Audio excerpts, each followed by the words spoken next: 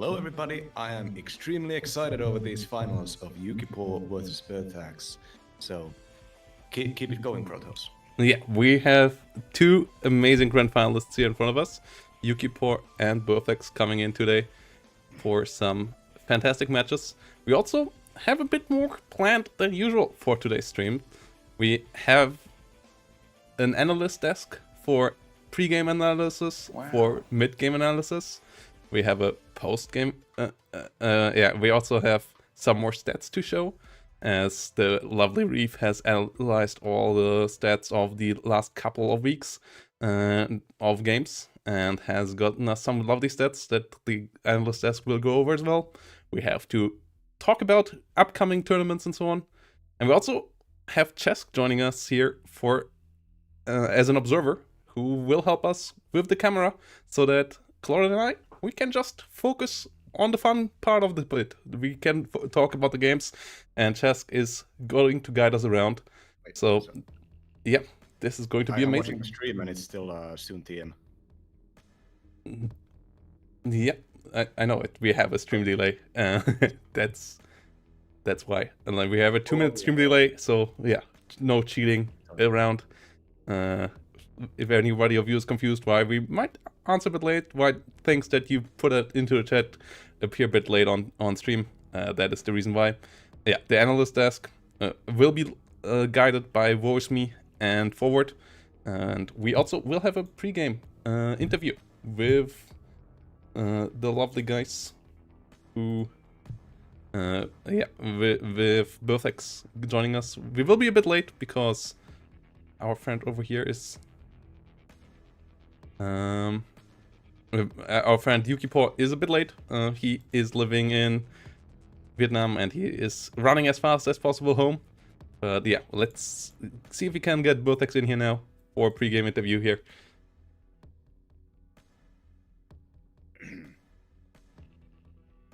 Yeah, wouldn't be the first one to run home to a Warno cast. I remember I did that once.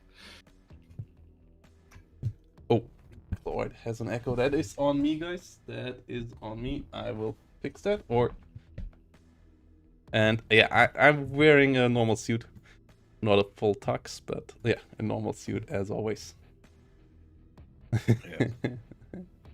And the timer always lies, Reef. You should be used to SDL stream. Also, we have $401 on the line here. And we have one more stretch goal to be open, guys. But thanks for reaching the ones that are important for the players. Division 2 and 3 will get part of the prize pool as well. 3rd and 4th place as well, as we have $401 to split up. Currently, first place, $178. And if you get to 600, you will see even more of me. And you will see me suffer, as I will do a Berliner Gruppierung only 6-hour plus pain stream, with each subscription in that stream pushing it forward.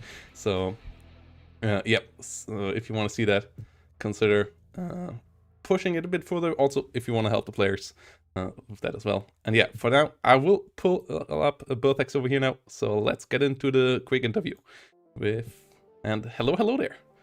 How are you doing today? Hello. Very good, thank you. Great to hear. So how has your preparation worked out so far? Have you gotten into 1v1 again after the 2v2 tournament games? No, not a lot. I played a little bit today, this weekend. But no, not a lot. Mostly being twos. Mostly because of my dissatisfaction with how the ladder works. I prefer tournament games, so yeah. Yeah. We'll see if that works out for me. Probably not.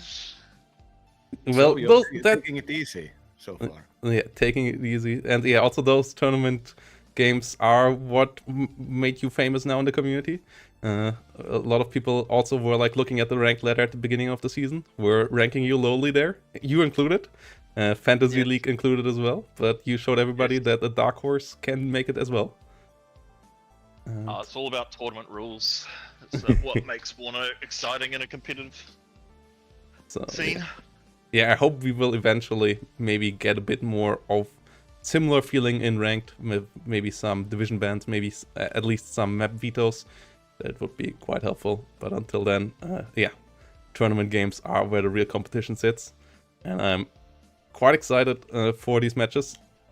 Do you feel like the favorite that a lot of people see you in now, or do you still feel like the dark horse in this one? I'm definitely not the favorite. I think, yeah, I don't know how I put this. I think it's probably going to come down to picks and bans, and we'll see what happens. If I get the picks and bans right against Yuki, I beat him before in the group stages, because I got the picks and bans right. So if I could get the picks and bans right again, then yeah, I feel pretty confident. But we'll see. He's probably obviously made adjustments since then, so we'll see if he changes his drafting a bit. But I think that cost him the first time around. Yeah. So what do you think is the most important part in game to focus upon here in these matchups? Like, where do you feel your strengths are in the general against Yuki? Not a lot. He's better at most things. That's why I kind of feel like the drafting's the most important thing for me. Like if I get a decent div where I get as many advantages as I can from that pick and getting the right div, then yeah. If I get a like for like or a lesser div, then it's going to be really difficult. But in game, it's obviously just going to be about just trying to get unit retention and getting positive trades.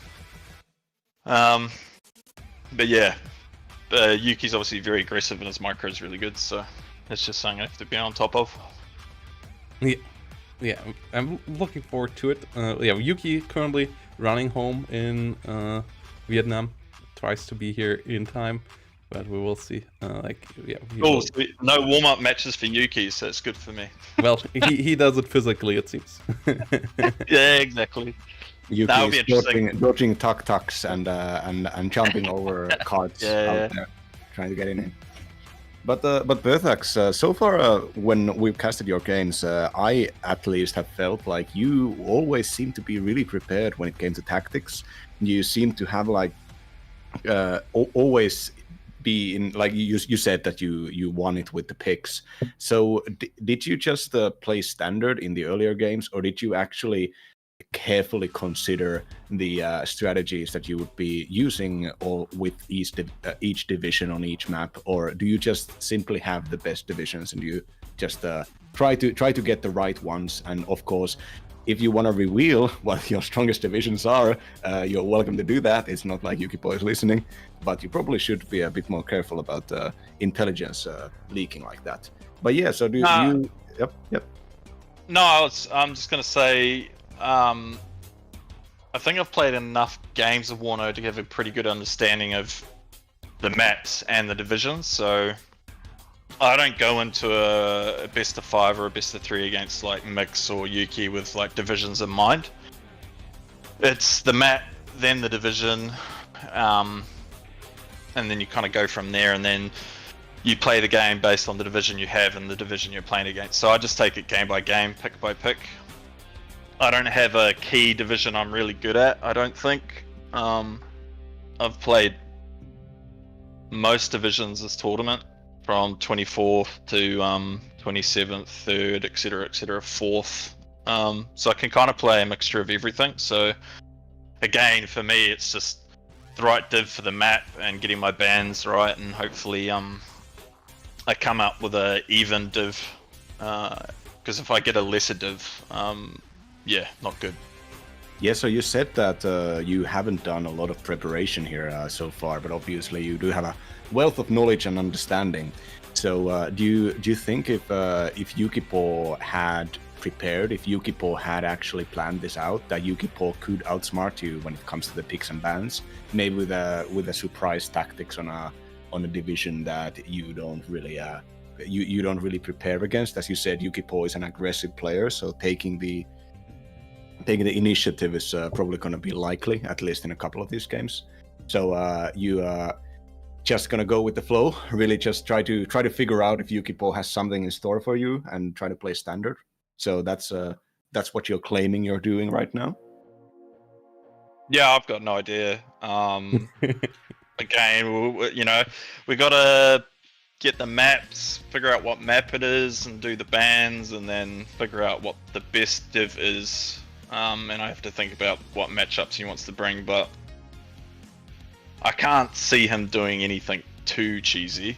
Yeah, he's not known for being the biggest cheeser. Yeah, he's aggressive, yeah. but he's not like a like I said, he outpicked himself the first time around, and I just can't see him doing that twice. So, we'll see what he picks this time, and it'll be interesting who wins the role and who's player 1, player 2, and who gets that first pick in this first match, because that will be interesting. Yeah. So from what you know of Yukipo, do you think Yukipo has prepared for this extensively? I mean, Yukipo he's a experienced tournament player. Yeah, every time, because obviously I have him in Discord from previous matches, he's constantly playing WARNO.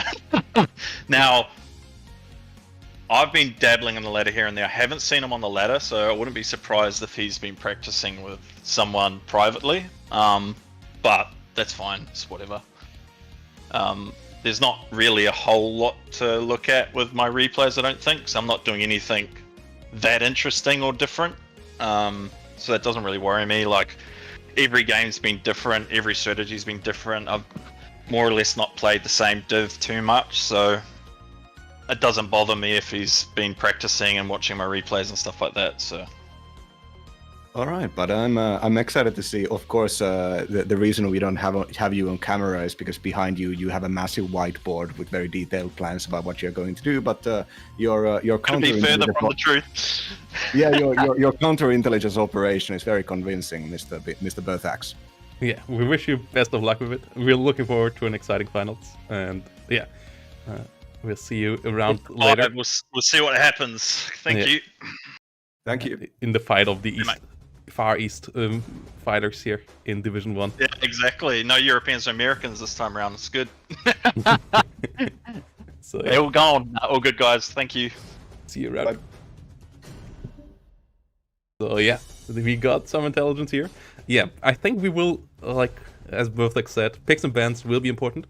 And I think we will see a lot of variety from both players, because as he has said, both players have picked a lot in the past.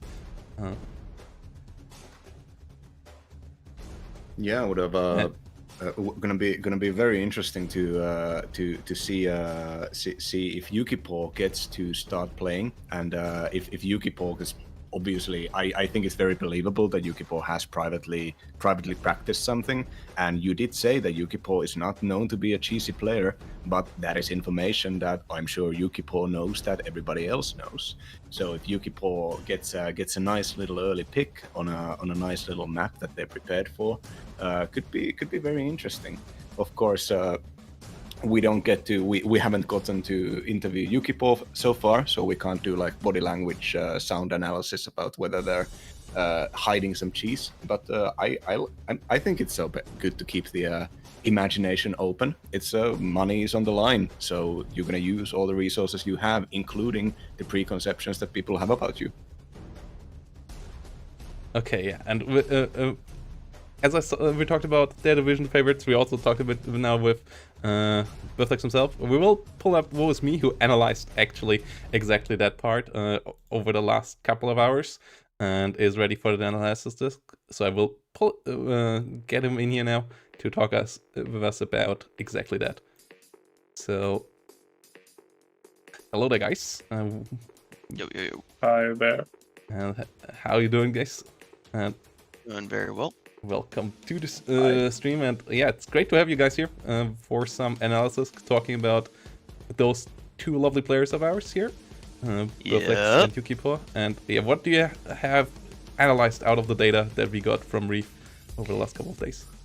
Sure. So I've got some general division preferences from them. If Berthags minds P's and Q's on the picks and bans, you're likely to not to see 11th ACAV and 8th Infantry from Yuki, as those are definitely his comfort picks. And then as for Berthax, he's a bit more of a wild card there. You know, you see him, he brought out 24th out against Mixed 90 in the semifinals, and that he likes to play 27th a lot, which you also saw in the semifinals. Otherwise, he's kind of a bit more of a flexible player we've seen. Yeah. As for maps, it looks like pretty much everybody's going for Hess, Vertigo, and Mount River at the moment. With Hesse being a really interesting one there, like because it is. Yeah, not I know, an right? event pool. Yeah, it's definitely an interesting map, considering how wide it is. Definitely, if that gets picked, look forward to seeing some very dynamic gameplay on wide fronts. Yeah, and some interesting division picks, I would say. Both the open area being broad and the city side attacked quite often, so we will see something interesting for sure. So, Yes. out of data, what would you guys expect to be like the first kind of matchup between these two? I'm expecting 27th to come through if Yukipod does not ban it. And I expect some sort of maybe a 24th. Some just kind of general mech stuff, unless we see some, very exciting 11E action from somebody. But otherwise, it seems like it's going to be a very conservative, standard mech versus mech game, likely on one of the maps I just referenced, maybe Vertigo. Yeah, what I is tend the to map agree. that they're gonna ban out of the data? Do they have the similar map on the lowest spot, or is it different there? When it comes Yeah, to it these seems two? like everybody doesn't want to play Rocks, I think. Hold on. Wait, Rocks is a 2-2 map. Oh, yeah, no, hold on. You're right. Where'd he go? No, so the least by far is Two Ways, Two Lakes, and it seems like, maybe we'll see Black Forest, but otherwise it's gonna be those three maps plus Black Forest, and should be exciting. That sounds. Yeah, I think leaning into the meta, doing longer games on mech maps, and I think Hesse, probably the reason why Hesse is up there is because if people want to play slow games, they want to have good positions to counter early rushes, and they want to win on fundamentals, on control, on macro, on micro, and not necessarily trying to start throwing dice in the early game about air rushes and FD pushes and such. So and Hesse having the very large distances as well as the large amount of defensive positions probably fits into this idea of a mid to late game win or loss instead of the early game win or loss. Right. Looking at some of the games that they both played on Hess, they seem to prefer going towards the open and playing a really strategic trade-based game in the open, and just putting some canaries, some recon units out in the city to see if there's some sort of push going, and then they respond with helicopters generally. So if that map comes out, look forward to seeing something like that. Yeah, sure. So far in the league, I'm sorry, the amount of infantry fights in the urban parts of Hesse that we've seen, the infantry pushes generally don't work. They're really slow. They take a lot of lot of units, and because they're slow, they can be countered. So there's no really explosive potential in the way that you can have up north on the open area. But it's still important in Hesse to have the control over the map control over the urban areas, because otherwise those areas can be used to site attack the railway hill area, and the railway hill area needs to be protected from the sides, because that is going to be and it generally always is some kind of a tank v tank fight on those long roads. Yep.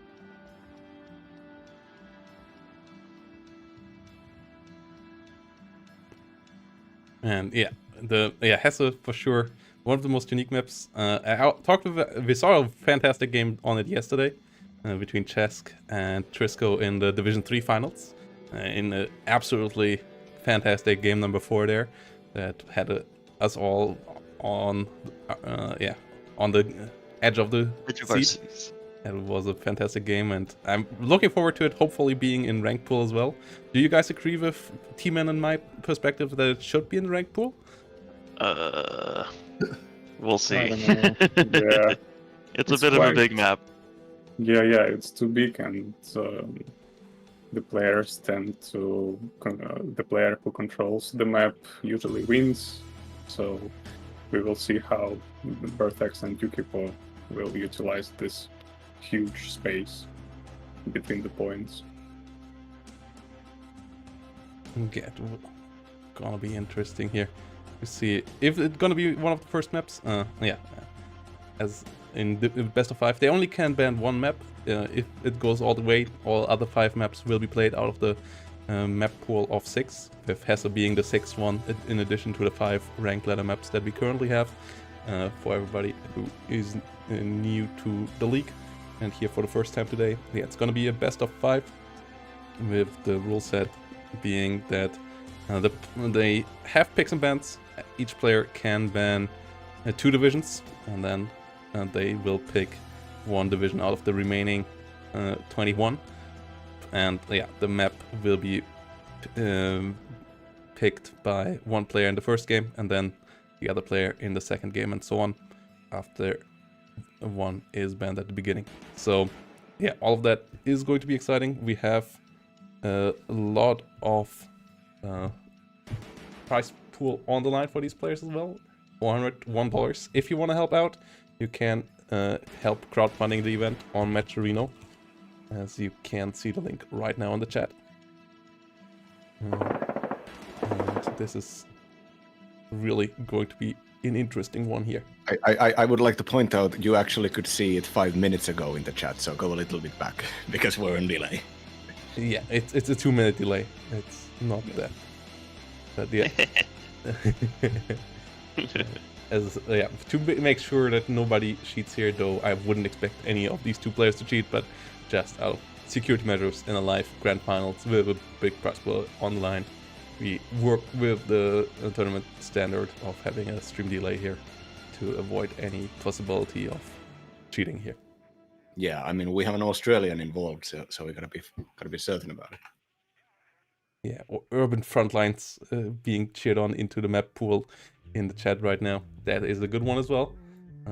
Also, the setup here leaves us time to congratulate early, but nobody can catch LRU Doc 5404 in the Fantasy League anymore, because Burfex is picked by them, and they are the only one who picked Burfex. They also have another finalist in Stardeck of Division 2, and Jacob is still active. No, Jacob kicked out, but yeah, Stardeck and Burfex, and they already have the most points, and everybody else has their lineup mostly eliminated by now, so congratulations there. And this was a fun time. Fantasy League will return for Season 2 as well. We will get it on a bit earlier, so everybody who's interested there, picking their Fantasy League team, will be able to join as well. And yeah, we'll get back to you regarding the $20 gift card LRU for the Fantasy League Championship here. Also, look forward to seeing the Division 2 finals next weekend. And we have the first picks and bans coming in here now. Yuki will be player 1 in this whole shenanigans here. So player 2 can ban 1 map. And the map ban is 2 legs, as you expected. And we have Vertigo for map number 1. Yep, so it looks like on Vertigo, very, very classic game between these two. They played it in group stage as well. So looking forward to seeing what kind of... You're definitely going to see what kind of mindset they're in based on the kind of divisions they pick. If Yuki Paul wants to shake things up, obviously he the group stage did not go super in his favor. So we'll see if he wants to mix things up, throw a bit of a curveball out on the first game, set the pace. We'll see. He absolutely can, because he will be counter picking. So Exactly. it's actually huge to counter pick on the first game. And we have 27th banned, so it is Perfex banning 27th here. The strongest back division you could probably call. Also very, very strong on vertical. I'm surprised he's not banning 11 Cav or 8 Infantry, because those are Yukipo's main strongest divisions. Not seeing 27 or not seeing either 8th or 11th being banned means that one of them is coming out. Maybe from Berthax. Maybe. Well, Yuki can still ban both of them, potentially. But yeah, we will see what Perfex's plan here is with this picks and ban strategy. Yes. We are now waiting for Yukipo, who is player 1, to ban 2 divisions. Then Perfex will ban one more pick right after. So can set up that pick nicely with one last ban. And then Yuki has the counter pick though. So it's a bit of a balance here between player 2 having the first pick and can pick the strongest remaining division, and player 1 can pick the strongest counter pick against that though, balancing out a bit here. Out of you two, which position do you guys like more, division player 1 or player 2 when it comes to the picks and bans? Counter pick is very important. Yeah, I agree. It's huge to have player 1 on the first map. It sets the tempo of the whole game. Yeah, and possibly having the 2-0 lead, winning the first game, being able to counterpick the second game, and then being able to fight all the rest of the games with your opponent a little bit on the back foot is probably a pretty strong emotional strategy. Yeah, exactly. Berthax just said that, claimed that they hadn't been practicing. Yeah, winning the first game and having the opponent just get into their heads, and yeah, it might be huge. Oh wow, 119. Oh, yeah, 30 US versus 119 being the play, 82nd being banned. This is going to be a really interesting matchup. So. Yeah. So the stat guys, do we actually see 119th in a statistically significant way out there? This is, the data is not entirely complete, but I don't. It doesn't show up. definitely a bit of a curveball. So yeah, I think it's a surprise. Surprise for Berthax. So. Okay, yeah, so both players will get ready into the setup. Vertigo is going to be the map, if we have a quick look at that.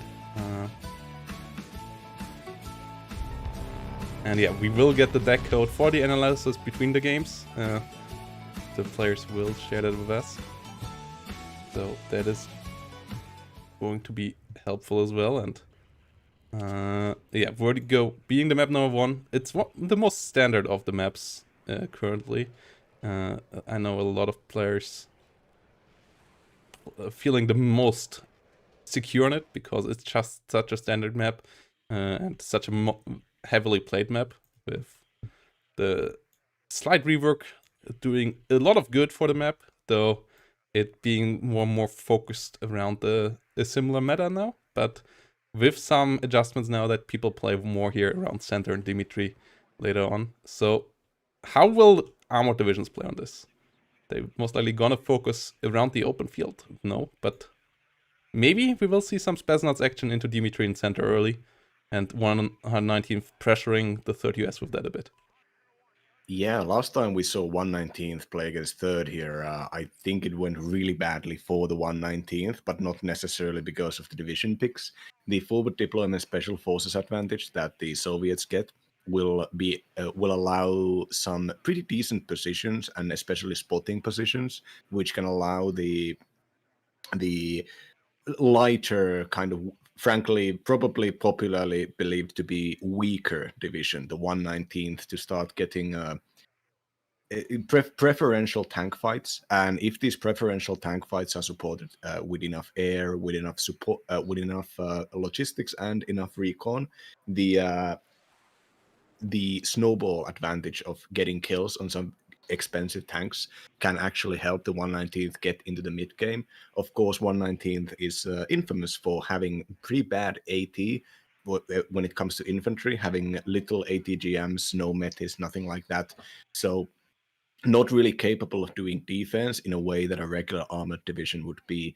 And the defense will have to be held by pack AT guns and like heaviest tanks that the Soviets can bring, 300-point cost tanks. Yeah, it's gonna be interesting. And yeah, Rosmi and Forward, we will see you in the middle after this game. Looking forward to your analysis of the matchup we have coming up here. Thanks for the data and for the pre-game analysis. Looking forward to see you later again, guys. See you then. Yeah, and yeah, this is going to be a hot matchup. And yeah, it's best of 5, so we will be here for quite a while. And I like that we start with such a off-meta pick, and then no forward deploy to a major extent on either side. And a lot of heavy tanks, and that is going to be exciting. It is the best, like, together with Airport, the best map for heavy tanks, and it's maybe even better for than Airport when it comes to playing the whole map. Airport, you can use them well, but you also have to worry about your flank. And then here, your flanks are somewhat secure, so I'm quite excited for it. Yeah, so in the center, the revised vertical map, dual map, has the citadel in the middle, the area with no point zones, but amazing recon and tactical advantages to be gained. So do you think that the forward deployment advantage of the 119th will be used to take the position so that the angles of attack that the Soviets can take will be better, considering there's going to be the third US in general is considered to be way more versatile division with more more stuff in general. A lot of Bradleys, and the Bradleys tow missiles can easily pierce even the heaviest Soviet tanks. So the 119th to beat this needs to lean on the advantages that they get. And the forward deployment Spetsnaz advantage might be the first one, which will tell us if Yukipor actually has something really truly in storage for us, or is the 119th advantage just going to be used to take the secondary zones early and then play into the late game with the macro tank blob fights? Yeah, it's going to be interesting. Like, yeah, as you said, the third US here has the better ATGMs and has a bit more flexibility when it comes to tanks. 119th on the other side has more heavy tanks, but they're gonna use them carefully. Fighter-wise, since the buff of the Su-27, I feel like when it comes to cost efficiency, they are pretty much on par together with the F-15s. Obviously, F-15 individually a bit stronger, but the Su-25 is so cost efficient that you really can fight the air fight there quite nicely. Both sides have heavy helicopters, though obviously the Apache being a bit better than the standard Hind variants that you get here as War 19th, but the Spetsnaz and the Mi-24K really give you the early game advantage, and yeah, that could be really helpful. We won't see a Buratino, even with the price reduction. It's still too expensive to reload, but the heavy tanks together with that forward deployment advantage, it will be interesting to see what Yukipor does with that. Yeah, so for the beginners in the chat, I just spotted one. The difference between these divisions is that the third US is the American premier flagship armored division. It's got the most expensive stuff, the highest tech, the Apaches, the Eagles, the most upgraded Abrams tanks, and 119th is kind of a similar technological level for the Soviet Union, but 119th is not a division. It is a specialized regimental formation to be used only in precision attacking in the front. So it doesn't have the staying power or the infantry in the way that a fully fledged division like 3rd US has. But 119th as a exploitation division, the formations that is to be sent into the most important charges and the most important parts of the battle line does have the T-80UD and T-80U tanks, as well as the Spetsnaz, which I believe have the best HE damage infantry in the game, and the Spetsnaz OP, which have arguably the second best AT launcher in the game. Yeah. So the early game advantage can be, as well as amazing aircraft, and especially the air supremacy fighters, the Su-27s, and 2 LGB bombers, and LGB bombers extremely important when it comes to dealing with heaviest tanks, because laser guided bombs can reliably at least disable even the heaviest HA tanks. Yeah, they have surprisingly many helicopters as well. I actually have a variant where I play them really aggressive with the Spetsnaz and the helicopters, and then having the fighters to protect the helicopters. So I don't quite believe that is what Yuki Poa has on plan here. Yuki usually a bit more standard in that regard. So this is going to be interesting. We have...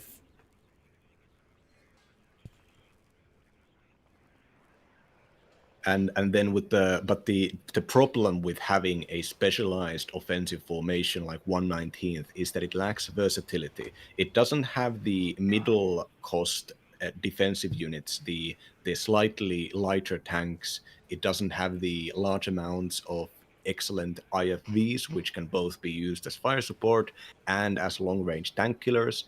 And the 3rd Armored has these in plenty. The M2A2 Bradleys have the best AT missile in the game, the TOW2, at least the best ground launch AT missile in the game, and using both these pretty decent American fire teams as well as these Bradleys to hold ground and defend at long range is something that 119th can't really do efficiently. So any late game fights, the Americans are going to have the ATGM advantage, and which requires micro and carefulness from the parts of the Soviet tanks. If 1 or 2 of those missiles hit, that might very well cause a stun, which in certain situations in tank fights can be a certain death, especially for something when you're dealing with something like a 330 point cost tank that is more than a full minute of income in the game.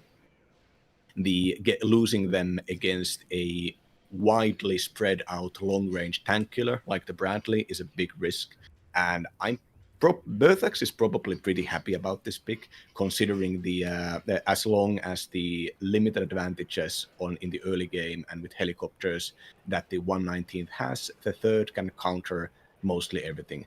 3rd has F-15 Eagles to fight against the LGB bombers. 3rd they don't have Eyehawks, I believe, but they have pretty decent Chaparrals and Stingers. And 3rd, most importantly, has a lot of ability to resupply and not to resupply, but reinforce the tank tab. They can afford to lose tanks even in the early game, but of course all of these lost expensive tanks will be massive hits in the tempo. And we have the game coming up now, so let's jump right in. Game number 1 coming up here.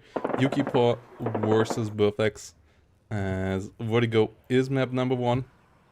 And yeah, we have our spectator live in the action here now, with Chesk getting us here in with the camera. And we have Berthax versus Yuki Poa. Berthax on the left side in blue, Yuki Poa on the right side in red. And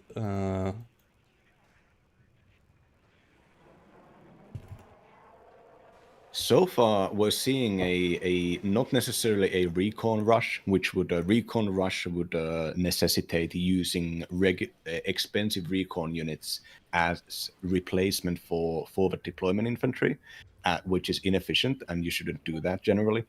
but having more than 5 recon units going up north signals a pretty concentrated aggressive strategy at the north. The southern side on this map is generally sent to is generally kind of way less contested, and we're not seeing any forward deployment units, not even recon units are going to try to contest the southern side. So I think Yukipo is kind of going all in. We're seeing 2 tanks, T-80UD, the heaviest Soviet tank in the game, as well as a command tank, T-80BVK, supported by a Tunguska, which is a heavily armed and is short to medium range anti-air weapon, and some fire support teams with heavy machine guns, I believe, going to most likely try to get these certain houses where they'll be able to spray down enemy infantry at very long 1,400-meter range. And this push with the Saperi and with the recon troops will likely try to get the initiative up north to push the third zone from the right. And seeing how the recon units are going near the citadel in the middle, I think that will be heavily contested by these recon troops. Yukipo is not driving the troops right in there. The troops are going to be unloaded and then walked in, which is likely a safety precaution against air rushes or helicopters. Helicopters, especially ones with rockets, such as the Cobras, can very easily deal with forward deployment infantry and recon, especially if those recon units are concentrated, and especially if they are protected by a fighter, which Third US has the best fighters in the game, the F-15s. So yeah, and it's going to be interesting to see what Burfax has on plan here to set that all up, as we have him being scared of helicopters, it seems like, with a lot of AA there, and one big armored push to the south, it seems, which is quite interesting, as that's kind of where I would expect Yuki to go, but it's actually where Burfax is going. Just not playing the normal strategy here, throwing a bit of a curveball to the opponent by having the units go south here, and yeah, being worried a bit about enemy forward deploy helicopters, being a bit worried about Spetsnaz most likely as well, but yeah, it's actually Yuki playing more the playstyle that I would expect Third to play, whilst Burfax with the 119th playing this the way that I would expect 119th to play here for the south, where forward deployment usually can capture it quite quickly, but Yukipo are not using the Spetsnaz at all, just going normal heavy tank division. The question is, can that hold out against the endless TOW2 variants that you can get thrown upon by the Third US?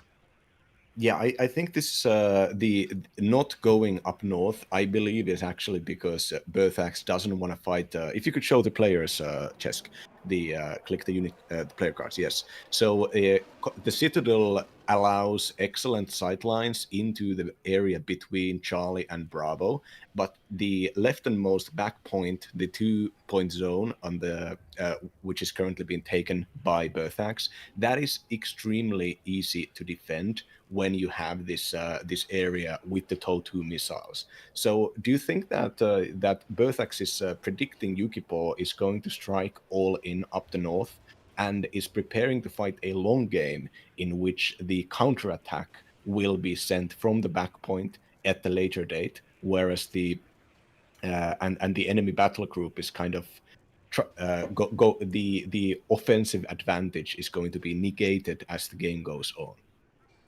Yeah, BRDM here moving around as well. BTR 60. A lot of light vehicles here from Yukipo that can mold down infantry, but they can't beat Bradley or a similar IFV. So they will have to run away from those heavy forces here. M1A1HA and M1A1 leader pushing forward, and that is going to be a big one. Yeah, as we have the beautiful big boy here rolling forward. And it's going to be a tough time here for Burfax for Yukipo to stop that, as Burfax seems to be quite ready for this. Yeah, the HA Abrams and the command tank, the command Abrams, supported by the two or three Bradleys, is immensely more powerful than just having the two tanks on their own. Bradleys can't really take tank shells because they're only infantry fighting vehicles. They can generally survive a single hit at long range from a weaker weapon. But if the tanks are out there in the front doing the spotting, taking the damage, taking the enemy hits, that'll make sure that the Bradleys will be able to fire a couple of missiles in a pretty short fashion, a quick succession. Yeah, it's a really light opener in the north. If Yuki realized that, Yuki might be able to push even deeper, as we only have a sniper and a TOW 2 up there, not even AA, so that is all set here for a long game. Burflex wants to play this chill, only capturing the south, taking one more careful steps down there as well to really have the full one, and that is 2+1 zones down here, 2+1 zones in the north for Yuki, so the situation should be a draw here in a second, and then we will have a long game ahead of us, most likely, with both sides slowly but surely trying to get a position where they can't strike one of the enemy conquered zones. TOW 2 not going anywhere, and yeah, this is going to be interesting. Yeah, you can see the Yukipo is actually holding the heaviest tank way up there in the back line, even though the command tank is pushing up with the rest of the troops. I think both of these players are just waiting for the other one to make a mistake, waiting for the other one to show themselves, to overextend, to push somewhere blindly. And both of them, considering how expensive the units are on both of these high-tech divisions, the amount of kills that you can take, you want to start the snowball. You want to kill an expensive unit, and then you want to start pushing and gaining tempo, while the enemy is going to have to wait until they can start replacing these expensive units. Taking out something like a T-80UD or an HA Abrams with a Apache with a side shot or with an LGB bomber can maybe just immediately kickstart the game when the players realize, like, well, this is the opening, this is my chance to start pushing. Yeah, Bradley's rolling in here now, together with a lot more infantry, to make sure that the rear zone is safe here for Burflex, coming in with some CQC infantry, with some engineer flares, and some 84 infantry there as well. Fireteam Dragon pushing up as well. And this is a pretty standard setup so far here by Burflex in unit composition. And do you think T-80UDs can break through all those TOW 2 missiles? Like, how would you approach that as a 119th player here? Well, I'm not a 119th player because I like playing good divisions, thank you very much. But I would most likely invest into the Masta artillery pieces, that they get the non-self-propelled artillery.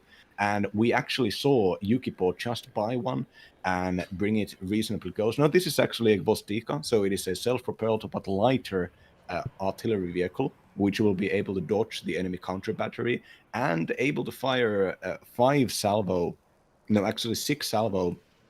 6-round salvos, which are, especially on close range, can do a pretty significant damage to a TOW 2, if not just immediately kill it if the accuracy is good enough.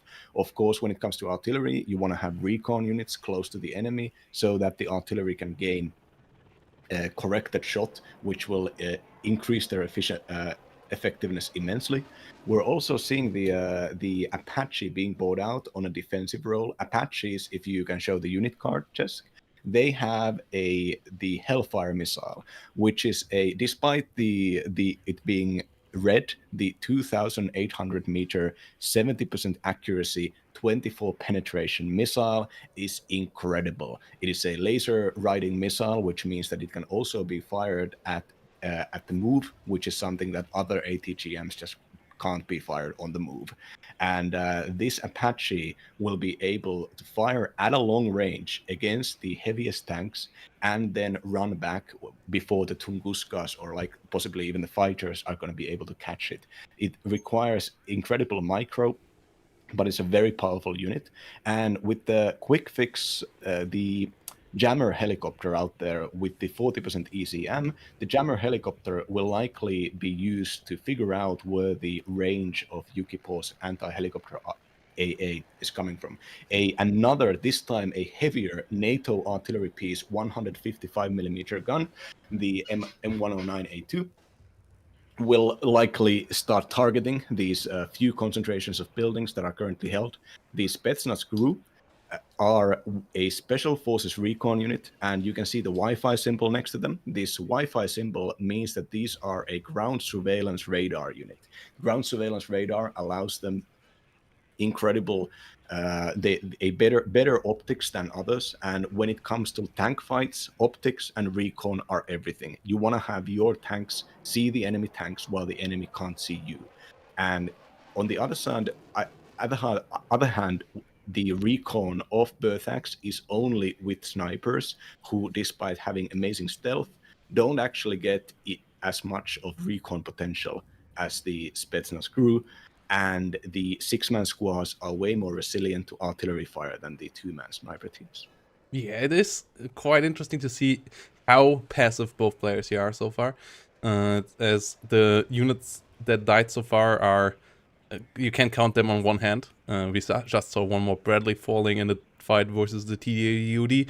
The good thing about the Soviet tanks on the long-range map like this is that they have 80GMs on their own. They have those gun-launched 80GMs with the reflex that even have good speed and great range.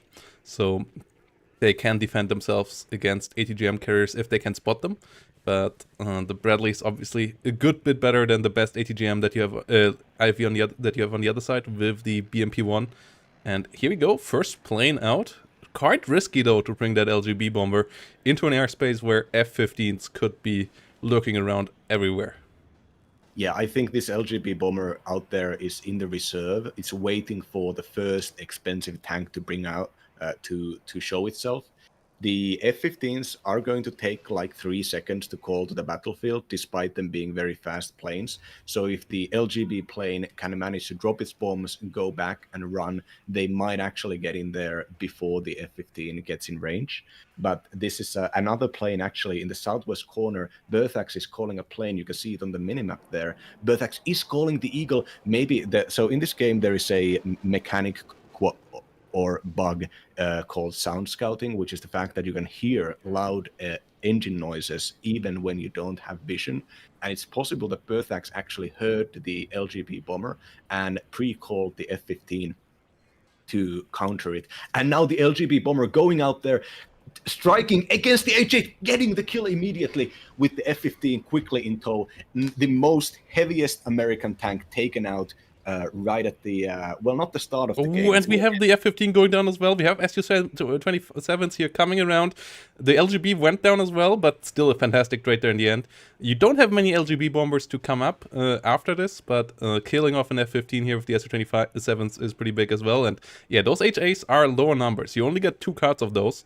So losing one early on here means that the tank fights really get pulled into favor of the T-80UDs here.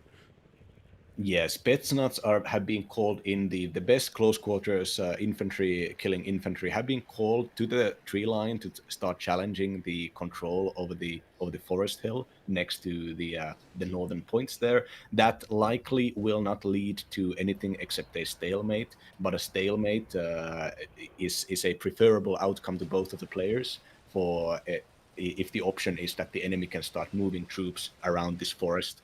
Having the tactical control over this forest allows you to have to start moving tanks, even infantry fighting vehicles, and all kind of stuff close to the very expensive, the very important 2-point back point that Berthax wants to defend.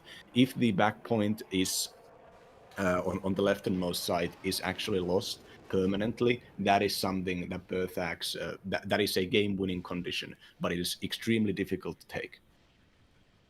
Yeah, we see some helicopters there. We see the double Gwazdika trying to find kills. On the other side, we have a double MR19 as well. Both players really chilling out so far, but the forest fight's going Berthax's way. Pushing towards Spetsnaz and Saperi there, though. That most likely not gonna go so well. Well, it's the TOW2s in the south now under fire. Yeah, you want to kill every single TOW2 as fast as possible so that your T-80Us can roll forward later on, but the damage not quite coming in here. the TOW will be able to disengage as the salvo not landing perfectly on target there, and the Gwazdika not the highest amount of DPS with only 122mm. Yeah, do you think that it's actually another fight in the Su-27 actually beating out the F-15? The Su-27 is a slightly slower plane, but it does have more missiles. Yeah, and it was a 2 versus 1 as well. One Su-27 biting the dust as well, but killing another F-15, and that's a cost-efficient trade. Su-27, slightly cheaper. Highest quality fighter that the Soviets have, together with the MiG-31. And yeah, does the job there really well. Killing off another F-15 by numerical advantage. And trading well there as it's 20 points cheaper than its NATO opponent there. Yeah, Yukipor sending the BRDM-2 recon car the long way out, gaining information on your enemy's reinforcements is incredibly important, because it takes time for stuff like tanks and even regular units to reach the board. So knowing in advance what is coming will allow you to both buy your own troops and own units to counter them, but also to position your AT missiles up front, position your recon to expect it. Yeah, Engineer Flash and Stingers here being pushed back by a lot of light vehicle. Yukipor being up 77 points to 52. That is... Cruiserboy, the Mi-8 supply copter getting taken out. That is a 1,200 supply, I believe. Almost a full helicopter getting sniped out by Berthex's artillery. Yeah, counter battery coming in against the infantry in another TOW 2 position. But once more, great micro there. Berthex knowing that this is his win condition as well. Not letting the TOW 2s being killed, as they will be really crucial. I just see currently also a hard way for Berthex to push in anywhere. We might see more M1s. Ooh, the next Su-24 that can find another H. Abrams, that would be big. As it is sharking around, and the Su-27 protection for it is really helpful. Another F-15 being called out. 1v1 fight here. Ooh, both sides taking damage. Both sides evacuating. Stinger not getting a hit in. So in the end, relatively uneventful there, but BRDM seeing everything. Fantastic movement there. Yuki really getting the sneak in there into the rear line, and the Su-24 is still unharmed and still around. So it could come in for a good strike here.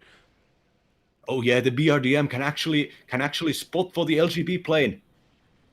It finds a rear artillery piece. There is no AA in the south where it flies over, no, outside of a pivot, but that will not get enough damage on target. The second one though helping out, it actually gets the kill. The second pivot there getting on target as well, that was big. Su-24 being killed off. That's not really worthwhile getting a kill on M109. It's nice, but it's nice to have that kill, but losing the LGB bomb I think is bigger. Though finally a TOW 2 here getting killed off in the same moment. Yukipor with the good multitasking here, and that is a big kill. BMP-1s and TAD-UDs will be really happy about that one. Yeah, when it comes to Yukipor's tank forces, there's a large amount of T-80s and the BMP-1 IFVs that are going to try to push apparently through north to the southernmost position. This is a location in which a TOW 2 actually hasn't been killed, and there are both Bradleys and numerous Abrams behind both these buildings and the forests. The buildings and the forests will give them the advantage of home turf. It's being able to micro against missiles, driving them behind buildings, and even with the Apaches out there. This is the heaviest tank tech from the Americans coming against the heaviest tank tech of the Soviets. Meanwhile, the quick fix helicopter looking for the recon unit that spotted the artillery earlier and not finding it yet, surprisingly. Yeah, Bradley's here now getting involved as well. The TDUDs having to smoke off as we have an Apache helicopter coming in. Igla trying to get some damage into it, but double Apache here on the defense is going to be hard to deal with. You need the Tunguskas around for it, as they have long-range 3,000-meter anti-helicopter missiles, but they are also vulnerable to ground-based ATGMs, so it's going to be a tough back and forth here with these combined arms unit on both sides, as yeah, they gave each other time to build up, and now it's full-on fledged combined arms on both sides facing against each other. Yeah, there's even mortars, 3 mortars being bought up to the northwest, likely to smoke out some kind of units, but there are no offensive units coming from Berthax's side, so those smokes are not going to be firing in a long time, I believe.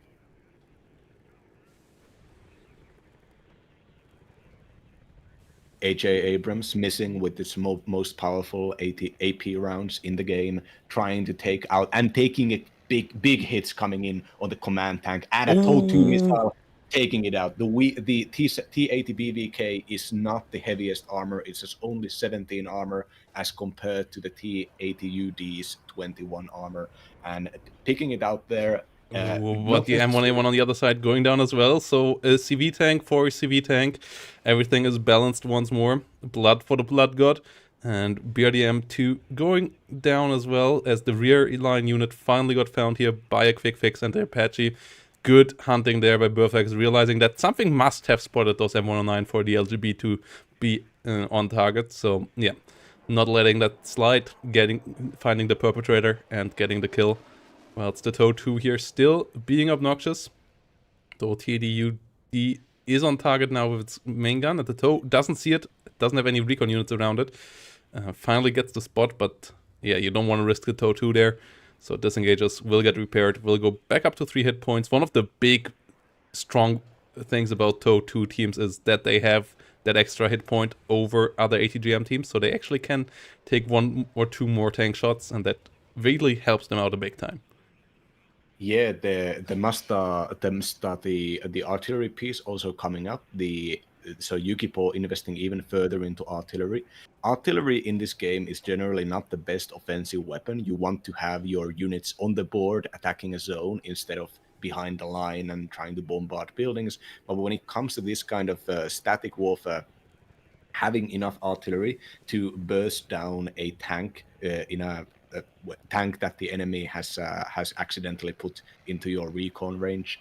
The Motostrelki BMP are not recon units, but close by, they can sneak in through those tree lines under cover of the tank fire superiority, and if they can get close enough, they're both expendable and they can spot the tanks in the forests. So having targets for that artillery will likely be a way to, if not destroy, then at least drive out enemy tanks. Spetsnaz with their close quarter shock trade activating, doing incredible damage and massive rate of fire with their close quarters weapons. The carbines as well as the flame launching RPOs.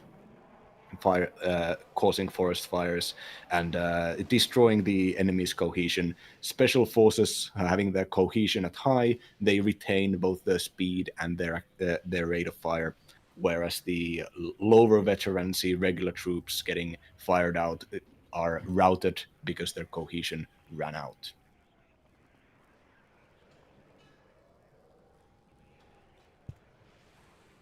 Yeah, Moto Red guy here in the south, finding a fire team on the other side, both sides being relatively chill. And yeah, the Mazda now coming in as the heavy artillery, as Berthax has knew that the artillery didn't deal full damage. He must have thought, okay, it's Gwazdika used to the damage, now the heavier damage coming in though, and the Berthax will have to realize that this is the heavy boys now. Has 2 M109s, might be able to counter battery with that. But yeah, the heavy tank plop here is going to be interesting. TAD-UDs and U's in really heavy numbers, whilst Berthax is setting up a bit in the north, but his infantry not really getting a breakthrough against the Spetsnaz infested forest there. Like, beating Spetsnaz is such a tough job to do without any help of artillery, air, or vehicles, and helping out in that forest is not going to be easy for anything outside of maybe artillery. Yeah, so the tank group of Yukipo is moving in and getting some kills, and the spotting troops, the Spetsnaz GRUs, are close enough to be able to spot critical units, and you can see that there are actually no American recon units out there in the front. So currently the sniper on the south side of the zone will have to carry all the weight for spotting all of these tanks, which generally means that the Yukipor will likely get a bit better engagements here. The Berthax actually retreating with the troops, consolidating them around behind the Apaches and behind the likely the last F-15s left in the air tab. The Berthax immediately realizing that the momentum was shifting and not wanting to lose any of the tanks or even the Bradleys that are going to be needed in the next 17 minutes, as the decisive battle will likely finally be fought.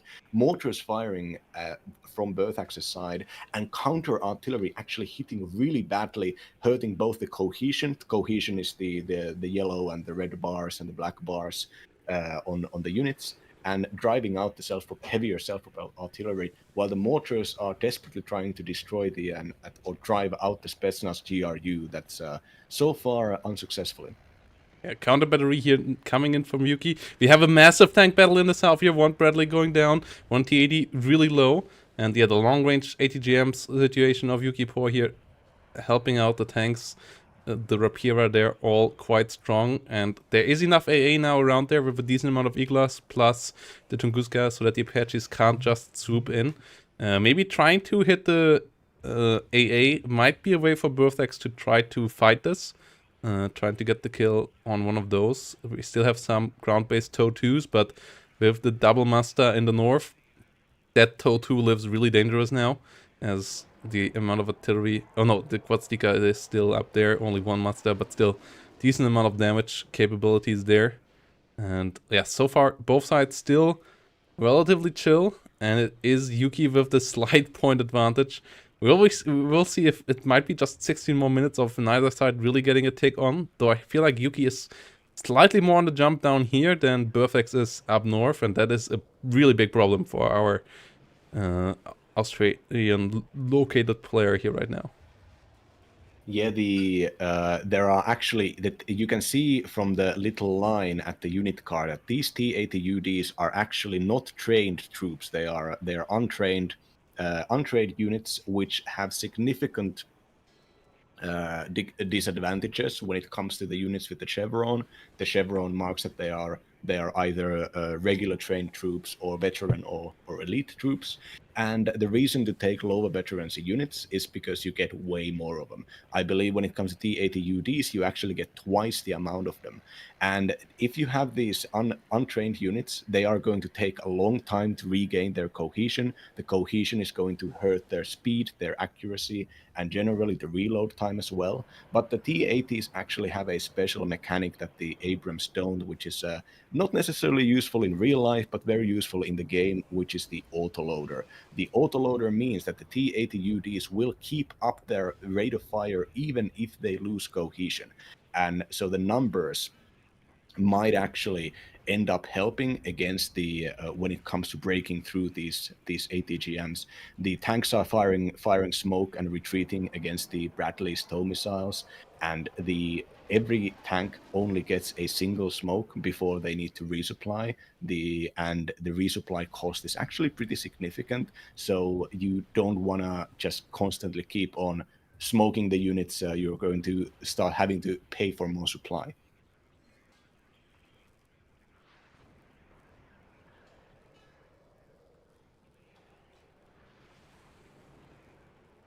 And yeah, we have both sides still sitting up north here. The constant mortar fire of Berthax doing a bit of damage, though it isn't achieving a massive amount.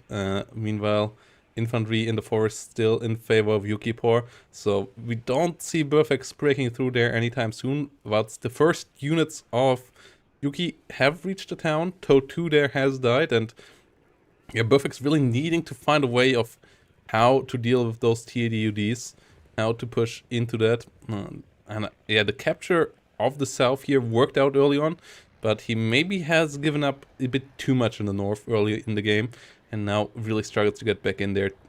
The M1A1s here getting a good amount of fire onto the opponent, but only killing off some infantry, having to be careful with the long range capabilities of the TADUDs that with their 2000 meter even outrage the Bradleys. Well, it's both sides here trading a couple of kills. Bradley goes down again, and the Air Force of Berthex can't really help out here either. So, yeah, how is Berthex supposed to break this here right now? I mean, I think the Apaches are just gonna have. There are 4 Apaches, and it is possible for the Apaches to kill a Tunguska if the Tunguska misses immediately. They have very good range. They're fast. They have 20% ECM, so they have some protection against the enemy missiles. And the Abrams are faster than the Soviet tanks, and they have better sights and guns as sights and stabilizers in their guns. So if Berthax would snipe out a couple of the close-range defense Tunguska guns, that might open up enough air coverage for the Apaches to start wailing in on the T-80s.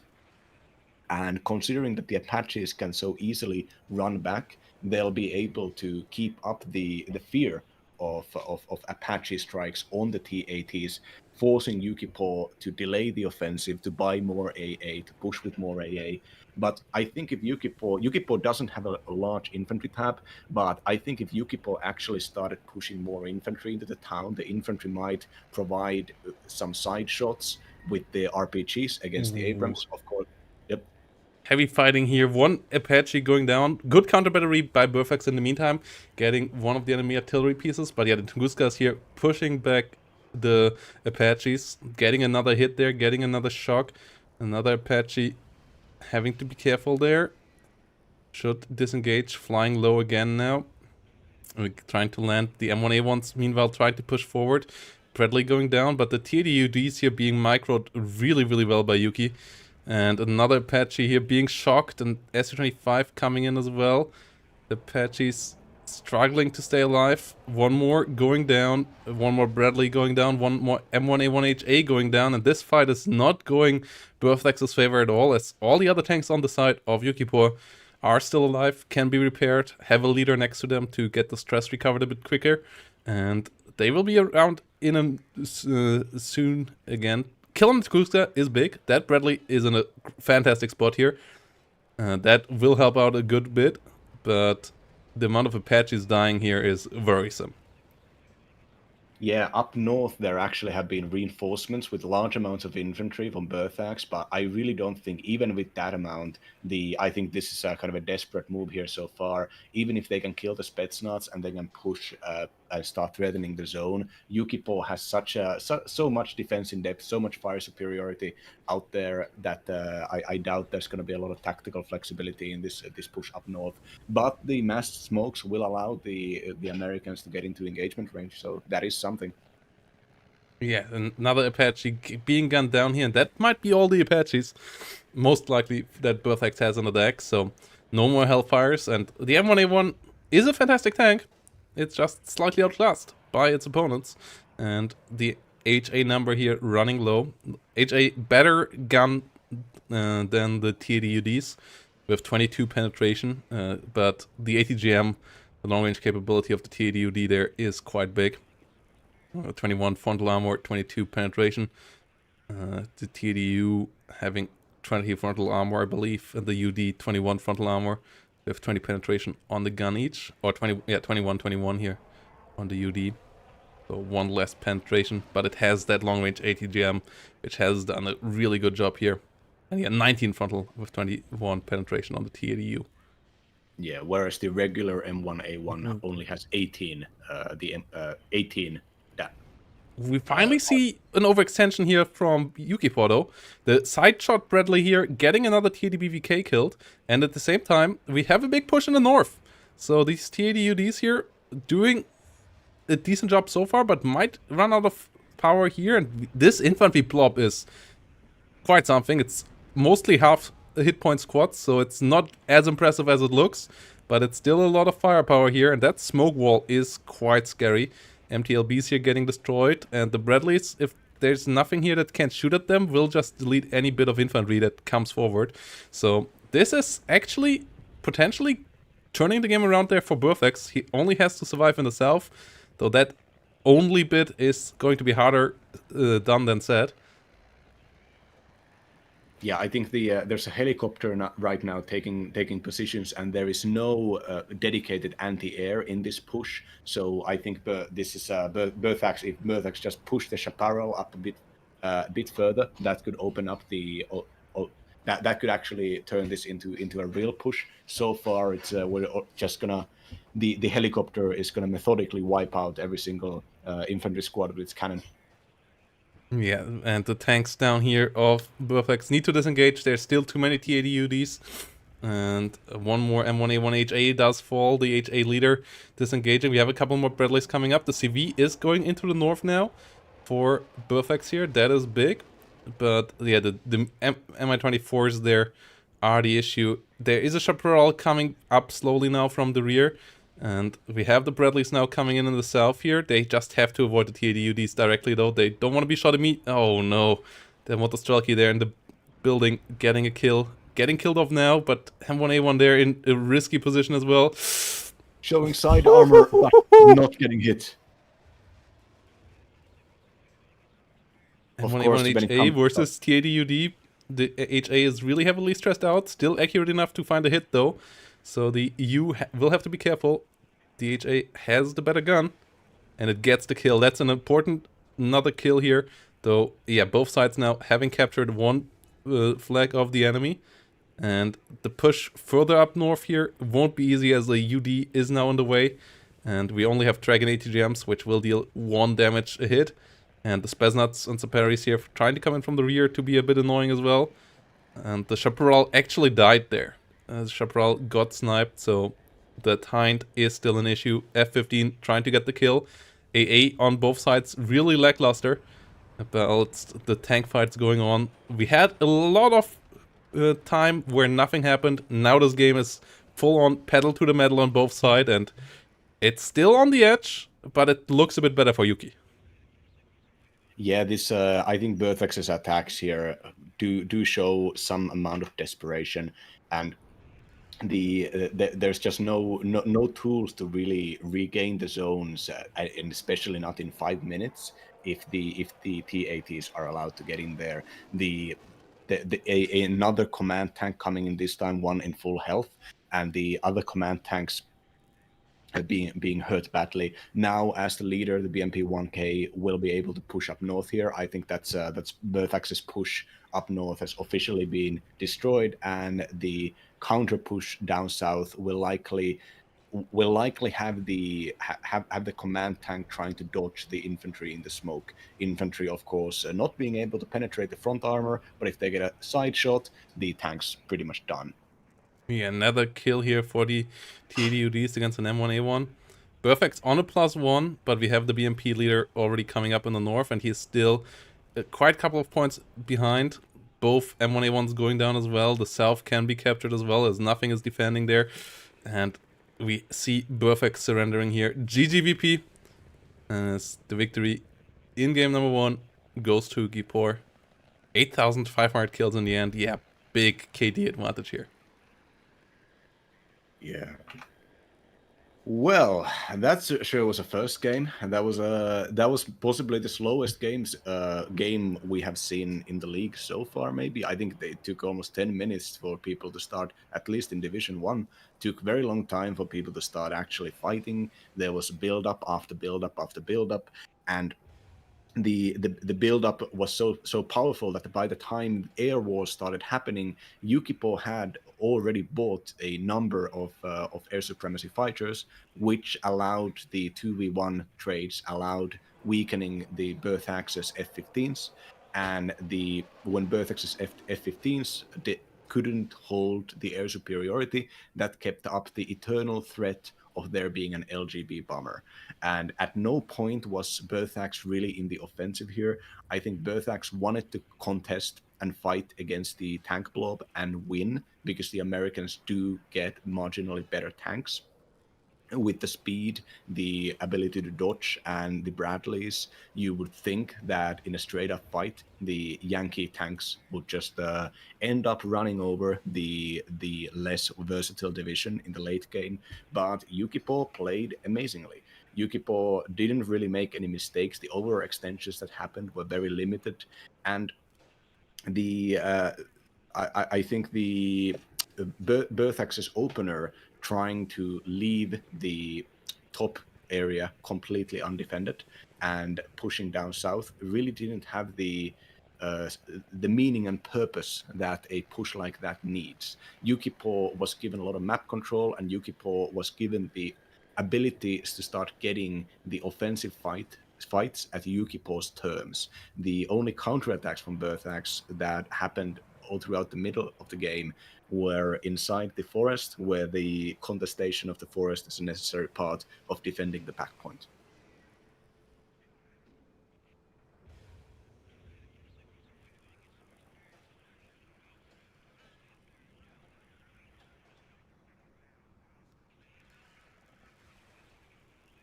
And yeah, we will see next game coming up as well soon. Yeah, let's go into the between the game part, and let's Yuki up 1-0 now, and that is obviously the first step here.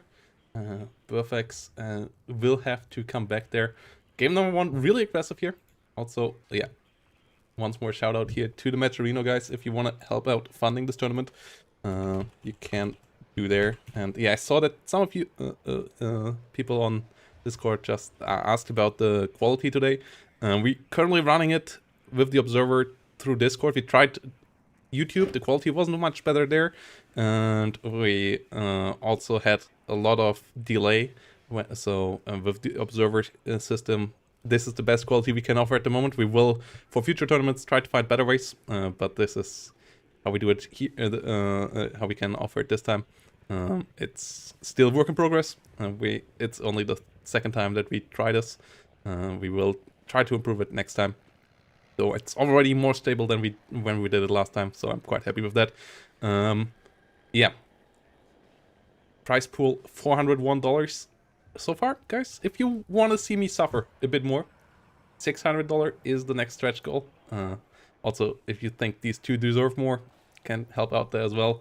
Every single bit is appreciated. Thanks to all the people already contributing. Lenny coming in here with another $15 yesterday, getting us over the 400, which is great, meaning that Division 3 winner Chesk gets part of the prize pool as well. Yeah, big shout out here to Terminator, Nopt, Redcast, Bandine, Feta, Matrine, and all the others for helping out here, chipping in. And yeah, we will see how it goes in the future. Yeah, all of that still up there. And with that said, let's see if our analysts are ready to get in here.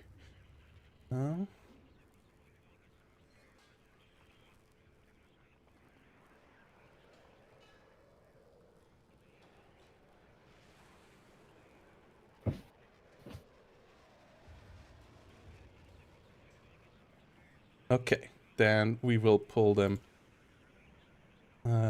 in here, and we will go into the analysis desk. So yeah, first game is through. Yeah. Hello. Yeah. Bit of a thriller, wasn't it? You know, about 30 minutes of build up, followed by about 5 minutes of action. Yeah. Very interesting strategy there. Yeah, but we definitely have some interesting deck choices to go over with everybody. Yeah,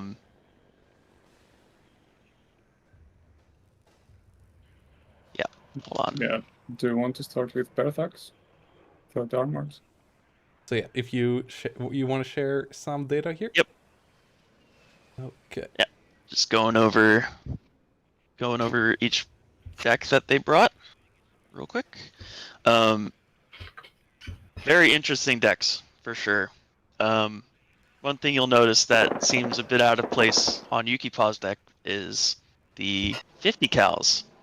I mean, I don't know about you, Ford. I don't really, especially not bringing the Spetsnaz OP. You don't really see people taking these over the Spetsnaz very often, do you? Yeah, for sure. It was very unexpected, given that you have so few infantry slots, having the 50 cal it's quite luxury, and Yeah. not bringing more Saparis instead of Kurimochiki, it might be a questionable choice as well, but that's more of a liking thing. Yeah, it's a preference thing for the most Yeah, part. sure. I've definitely seen some of the people that like playing 1/19th more sometimes lean towards bringing all the Sapri and Sapri RPO instead of Yeah, Spetsnaz, exactly. and they just bring the OP as for the anti-tank. So it's definitely interesting that he chose. I can see why with third armored that you'd need a bit of a screening, some screening BMPs. BMPs in order to maybe make the Bradley fights a little easier. Yeah, and it did But work out. it did work out for sure. Yeah. It's pretty standard for the artillery. Yeah, I think he was Nothing. bringing Gvozdika for maybe some smoke option because it has less aim time, and we Rate of saw fire that. sire. Yeah, and we saw that he brought the CV nearby to wet it even more. So So you get that nothing nice. extraordinary. You get that nice 16-second aim time if you upvet them, which is very nice against ATGMs, as he thought that TOE2 getting chased across the whole town during that game. Something interesting with the tank tab is he brought these unvetted T80 UDs, which ended up being pretty all right. It seemed, yeah. Yeah, he was mostly playing like blob style with backed up with T80 BVK, so the CV actually wet them up. So it did pay off just to have sheer numbers. And also another interesting choice is bringing 2 cards of Rapira. That's not something I see every day. Yeah, it's not. This is definitely an interest, and they're upvetted no less. So that was definitely an interesting choice. You saw that really come to fruition when he pushed it across the field towards the Abrams, and they had a really hard time fighting against all the suppression damage that the Bastions did at close range, and the gun for that matter. Yeah, I think the thinking process was that he needed something to counter the Bradleys with their APGMs. Yes, exactly. So having these Rapira defensive positions actually paid off. Yeah, that makes sense. Pretty standard recon tab. Oh, well, A is also... I would, yeah, sorry, I would argue that BRM buns are also would be a good choice because of exceptional optics. So playing the 1/19th, you might want to have at least one to spot targets. But as we saw in the game, he didn't really need that. Yukipo had a lot of recon. Spetsnaz grew with the GSR for the most part. Yeah. That might be a map-specific choice. I don't think it's likely that we see 1/19th again during this match, but well, we'll obviously. see. That was a surprise right? in game one. We'll see, obviously. BRMs are generally also another type of screening IFE that you see a lot. So I think he just put the BMPs instead of the BRMs, maybe just because he wanted a little more infantry, wanted that value. Well, some firepower at the start. In terms of AA standards. Yeah, standard. Nothing crazy. Yeah, and then 2 LGBs is definitely interesting. I can see why though. Because for 240 points, you basically get a guaranteed kill on a 310 point HA, which, if we go over and look at Bearthag's, his deck, he had 4 of them, and knocking out 2 of these would be an extreme benefit for trades later on, because the A1 HA actually trades extremely favorable against the T80U, and relatively evenly with the T80UD. Yes, but unfortunately that was 1-to-1 trade, if I remember correctly. So he did lost his LGB playing early on. Yeah. But, he did get 1, which is important. He did that. otherwise, this is pretty standard. Sometimes you see people bring out the ITVs or the CEVs, but generally sticking to the tanks is not a terrible strategy for third. Of course, it's the main power Out of the of bread this and butter, right? division. Yeah, yeah. In terms of Um, TVs, I can see that Bartax brought a lot of them. 3 in the logistic steps and That's true. 5 in tank top. Yeah, but this is actually pretty standard as well. Or this is definitely something I do. What you'll notice is that the tanks actually have normal optics Oh, instead I of see. mediocre, which Um, probably isn't worth the price difference in itself, but given that they're also CVs, makes the difference a lot easier to just use, especially especially since you get that nice. I think it's about 150% boost That's a good point. or Yeah, that's a good 116% point. boost on optics. Um, Mhm. As far as artillery goes, this is standard, although most of the time you'll see people only bring one card. I would say that it didn't pay off. Like Berthax brought his artillery early on, but I didn't see much of the usage. And also, there were only 2 brought during the whole game, so having Yeah, 4 artillery pieces against moving blob of 1/19th, I don't know. especially in we brought this up during or we were talking about this between us in the game. He Mhm. definitely could have used these clusters to kill those Tunguskas. Yeah, just as the 119 doesn't get a lot of AA options, killing each Tunguska will give an advantage in the air superiority fight. Especially for Apaches, which are the main hunters of the T-80UDs. You saw that they did quite a bit of damage during the game. Let me see if I Yeah, can for pull it up. sure. Yeah, they were the main defending force in the late game when there were not a lot of M1A1s left on the Berthax side, and they were keeping him in the game. But yeah, it was not enough. The trades were not in Berthax's favor. For sure. Definitely, as I'll have the replay up shortly. Definitely an interesting strategy coming out from a novel strategy for sure coming out from Berthax. I'm not sure if I've ever really seen somebody go for this. They're just giving up Bravo entirely. Yes, I was quite surprised that there were no units going to defend Charlie. Even the TOW2 that was brought as the first tick reinforcement, it was rerouted to the center, not put Yeah, into Charlie. he put it here instead of putting it here, which is interesting. I mean, in a traditional sense, when you're playing this map, the strategy at the moment, the seeming meta, is to go towards Foxtrot, and to put holding forces in Delta and Charlie. But generally, you're fighting over this town and this tree line and these buildings, and it turns into a bit of a slog fight between Alpha and Bravo, unless there's some sort of breakthrough. I can see why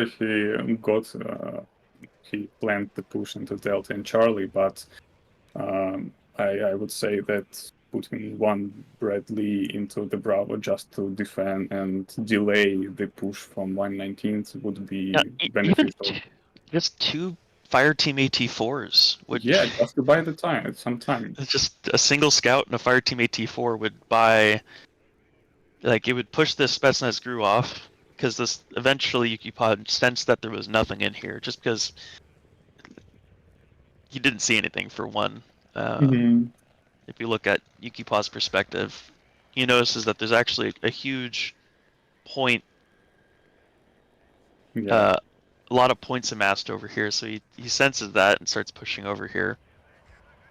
I would be deeply suspicious of this if this ever happened to me. I was talking about it, but I would be expecting some sort of ambush to come out of the trees. It is very uncommon to give up this this ground so freely. Especially since he fought so bitterly at the end of the game to try to take it back, right? Yeah, exactly. So there were a lot of points invested into retake of this ground, but Yes. This BRDM play was interesting. yeah, I think it was huge, even though it kind of reveals itself when the LGBs was targeting the artillery. I would say Yes. that it might be more beneficial to keep the recon in the backline as long as possible, but Yeah, so we're not you'll to notice, judge. well, when this first LGB sortie kills this HA, when it's spotted by Yuki, which is right now. Yeah. And this is always going to be a good trade, because these are the only things that really threaten your UDs in terms of a tank fight. So, you know, removing those from the game makes your pushes a lot more consistent.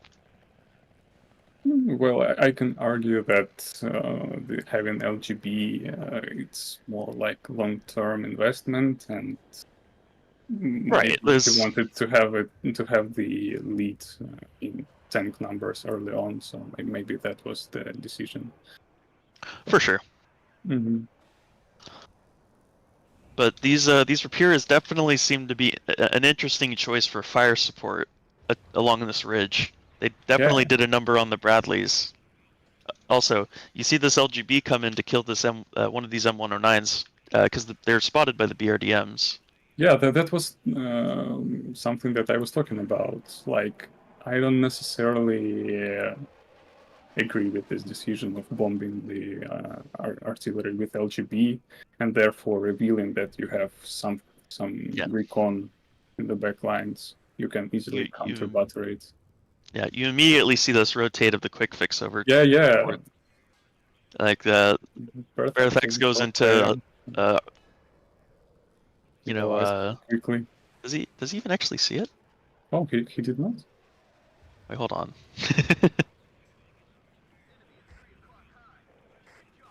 There it is. All right, cool. Okay. He spotted it.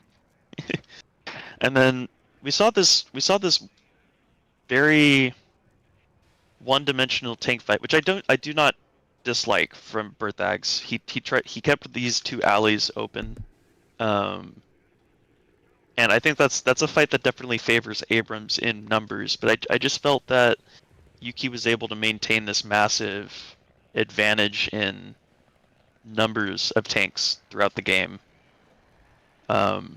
Yeah. So there was, I think, underinvestment in recon also. So we can see only one sniper on the Berthax side. That is. Is that the only recon on the map? Two snipers. One in the sound. Yes. Yeah. Here. The other one. Yeah. Okay, guys. We also have the next matchup coming up now. Oh, cool. We have the picks and bands already ready, and the players are ready to go for the next one. So, cool. Yeah, thanks for the analysis. Yeah, it was for sure a really interesting game number one. Not the usual heavy tank stuff that we are used to. And yeah, the picks and bands that we have for the next game are we play Mount River, and we have 27th, 79th, 3rd US, and the 11th ACAF band, which are pretty standard, I guess. Yes, yeah. And then we have Yuki on 8th, which is standard as well. And then we have the non-standard thing here. Burfax on KDA. Wow. Burfax on KDA. You know, we did see this with Ganef playing against 56th. When Yuki Paw played 56th against Ganef, Ganef picked KDA, I believe. So it's not unprecedented to see KDA in the tournament so far, but that's definitely an interesting pick against 8th Armored. Or 8th Infantry. Well, in this case, it's going to be 8th Armored. So that's definitely going to be an interesting matchup. Yeah, so Yeah, we will jump right in there now, guys. Thanks for the analysis. Looking forward to your analysis in the next one. And yeah, Yep. see you See you in a minute. after this next lovely match. Yeah, see. So, Protoss, KDA, what is going on? And earlier on, when we did say that against 56th Sturma Desertniki Kampfgruppe der Arbeiterklasse was played, but that was on Hesse. That was on a heavily urban map against an opponent with no modern-made battle tanks. And here we have the top-tier mechanized American Infantry Division, 8th Mechanized Infantry, going against the reserve militia formation of the East Germans, which, despite having the massive amounts of reserve infantry, doesn't really hold up to the Americans when it comes to the quality of the troops outside of the anti-air. When it comes to anti-air and the ability to call down lots of fast and expendable bombers, light expendable MiG-21 bombers,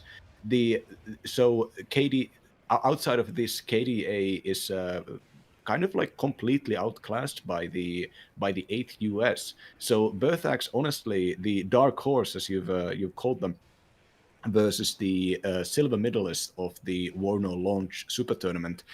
And so Berthax really just needs the initiative there. During the last game, all game Berthax was responding and countering to Yukipo's slow and deliberate pressure. But right here, the existence of the M1 Abrams and the existence of the mech rifle Dragon are just something that KDA has to play around. If this was an equally matched game, the player that needs to put in way more effort into planning and tactics is the player playing KDA, because the American can just lean in to the good, expensive American units. Their units can carry them if the units stay alive, but KDA has to sacrifice whether it be the reservist troops, the militia, or the cheap tanks to gain some points, preferably in the early game before all the expensive stuff is out there on the ground. The 8th US also has a variety of helicopters, though not Apaches, and even A-10 assault planes, which are incredibly deadly, especially when used defensively on the safe side, the western side of the air territory. But when it comes to anti-air, that is where KDA does excel. They have the Soviet book launchers, as well as large numbers of good, though sometimes obsolete, gun artillery. We're seeing the aggressive choice come out when it comes to the anti-air with the wheeled OSA AKM missile launchers. These are medium range, not nowhere near as long range when it comes to shooting down enemy aircraft or planes, but you can see that they have the road speed of 108 kph. That is the maximum road speed. That means that the anti-air will be able to keep up with even jeeps. So I think this Berthax is going to try to take some early ground here. Both of these divisions do lack forward deployment, only having recon units. But I think these OSAs are there to counter a possible A-10 rush or an attempt by Cobras to try to wipe out the Aufklärer recon infantry before they're in positions. Yeah, the artillery of KDA, I feel like, is going to be the way to victory, together with just a lot of spongy infantry in front of that. I like the 50 cals, I like the SPG 9s here as well, to give your KDA some real damage output behind them. But yeah, 8 so far, a relatively small setup by Yuki. Yeah, Yuki coming in with some Bradley recons, but there's not that much for them to shoot. And then we have a bit of AA. Getting ready for potential KDA air spam. That's another way to victory, though I don't think it's great on Montrever. We have seen a lot of attempts of air spam on this map, and we have not seen any of them succeed so far, because it's a relatively short map, relatively narrow as well, so AA has an easy time covering the whole front line, and then your air gets shut down quite quickly, especially with long-range AA like iHawks. If you can shoot down all the iHawks, that might change, but in the early game I feel like there is a bit of room for air, and then maybe in the late game again on this map, but in the mid game, people who try to air spam usually lose, which is good to see. maps where air spam can't just win out are a nice thing. And yeah, it's gonna be interesting to see what Burthex does here with that KDA to beat any heavier enemy armor, because that's where they start to lack in the AT power. Yeah, generally the way that a KDA player deals with the heaviest tanks is sending multiple light AT planes against them, because the T-62s, the slow, weak, older generation tanks can't really fight enemy tanks.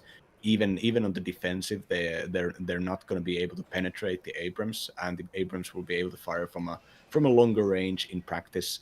So the air power really will be the necessary, sending like 3 planes at once against a single tank to make sure it goes down. Stuff like that is the general way that KDA deals with these more expensive units. But the Eyehawks that are fielded by the 8th Infantry have 9 damage per hit, and the older generation planes, such as the MiG-21s, only have 8 health.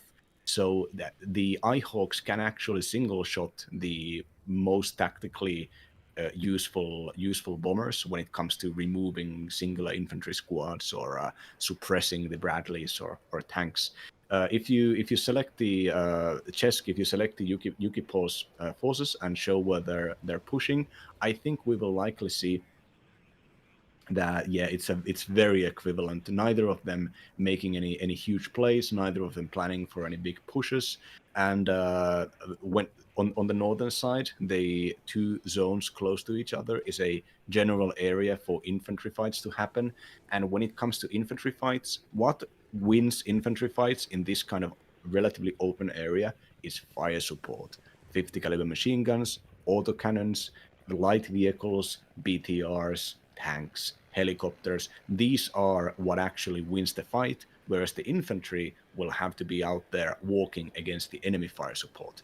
And when it comes to American infantry squads, they're amazing. They're 11-man, they have a lot of machine guns, Dragon missile launchers, good AT weapons, good 5.56 weapons in general.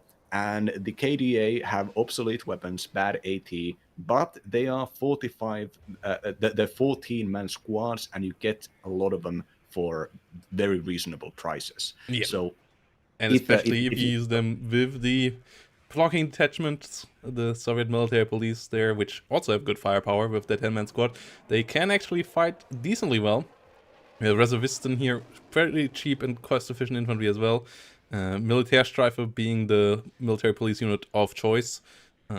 Really cheap, gives you the military police bonus that takes away the reservist trait and also gets better recovery. And yeah, a lot of firepower, fire support on both sides, which is interesting. It's something that has gone up and down since it has been introduced. The 50 cals, the SPG-9s, and we have a lot of 50 cal machine guns on both sides. We have SPG-9s on the side here of Burthex as well. So all of that will be interesting to see how well they will be placed, how much they can interact with the enemy infantry, because interaction means killing there, and having those 50 cals in the right spot could really be decisive in these infantry fights here.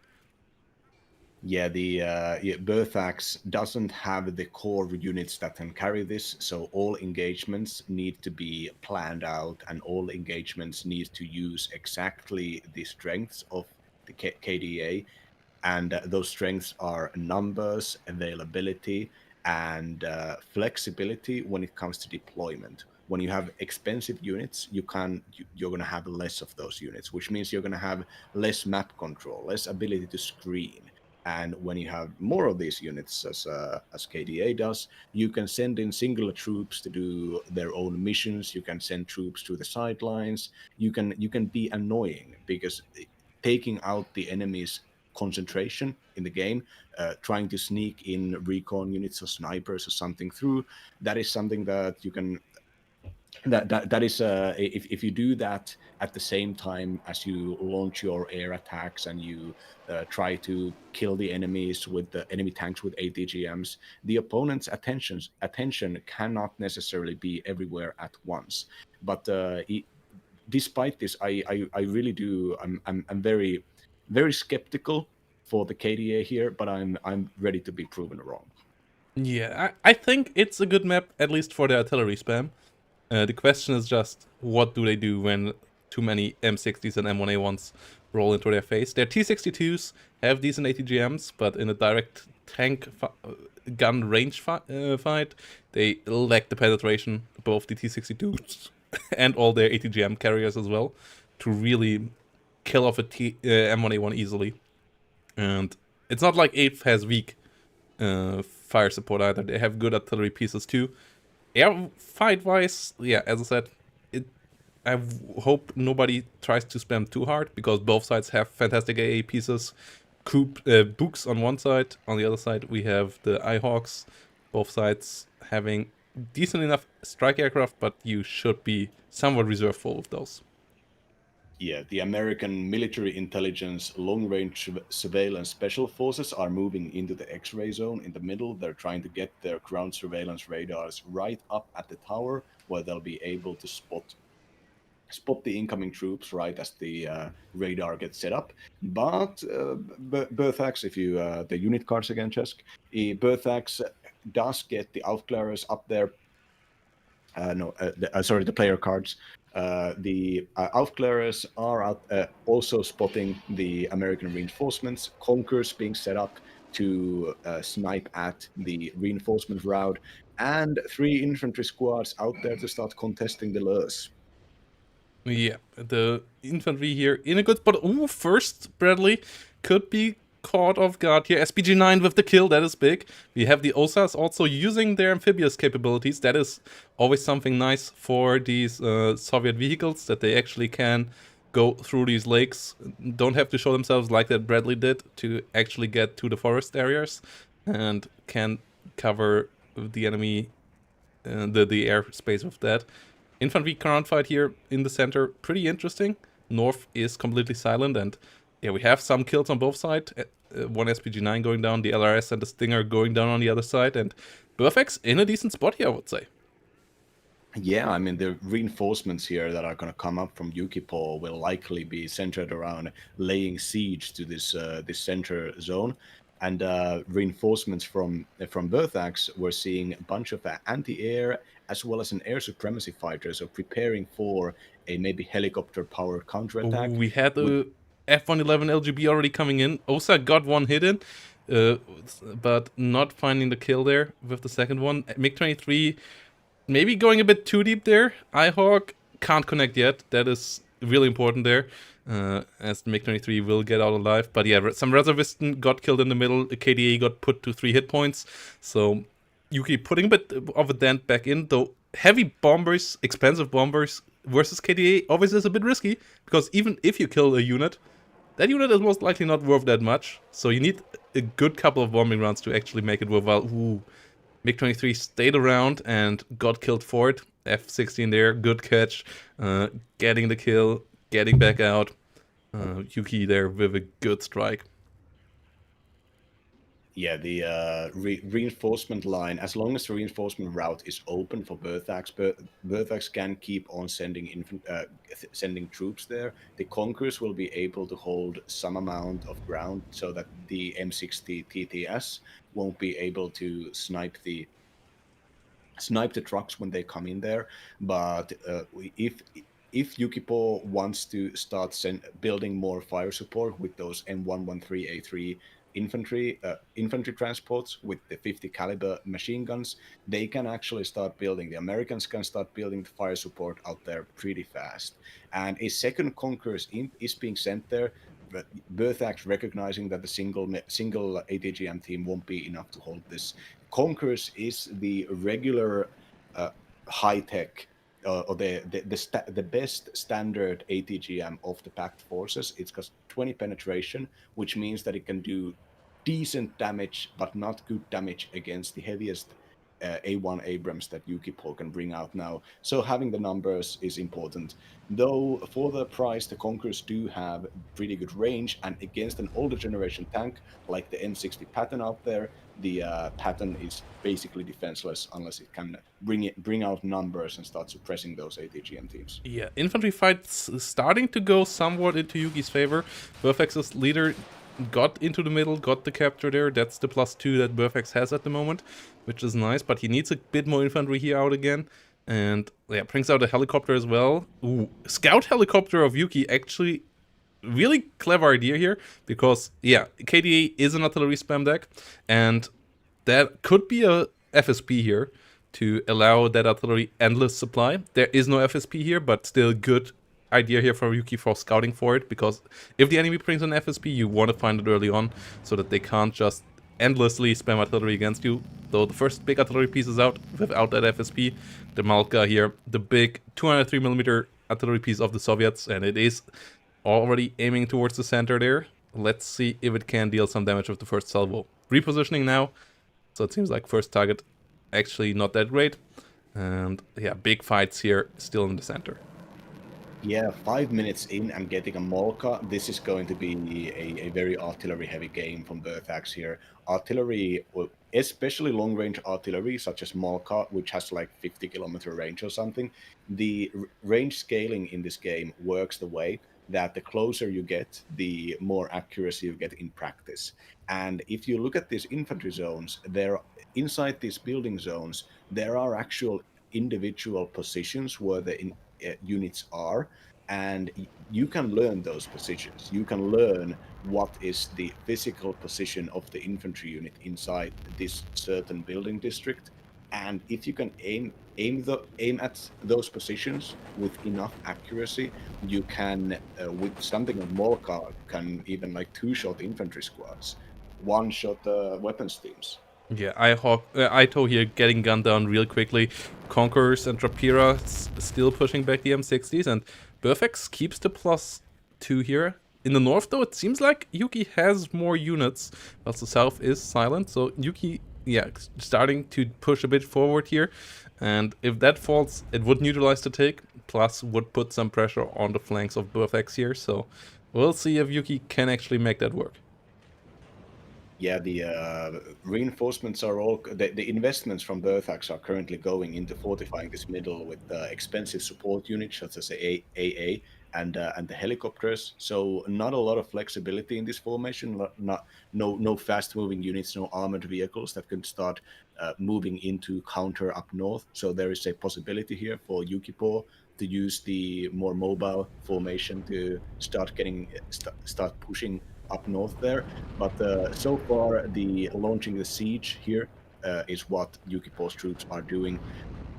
Vertax targeting the standard positions, the towers, which allow if you show the line of sight of the towers, Chesk, the towers allow you an amazing spotting capacity, which will be able to guide all of your long-range ATGMs to their targets as well as your artillery. And Vertax wants to prevent this from happening by pre-targeting the potential locations for scouts with the heaviest possible artillery, though the scout still alive with one man.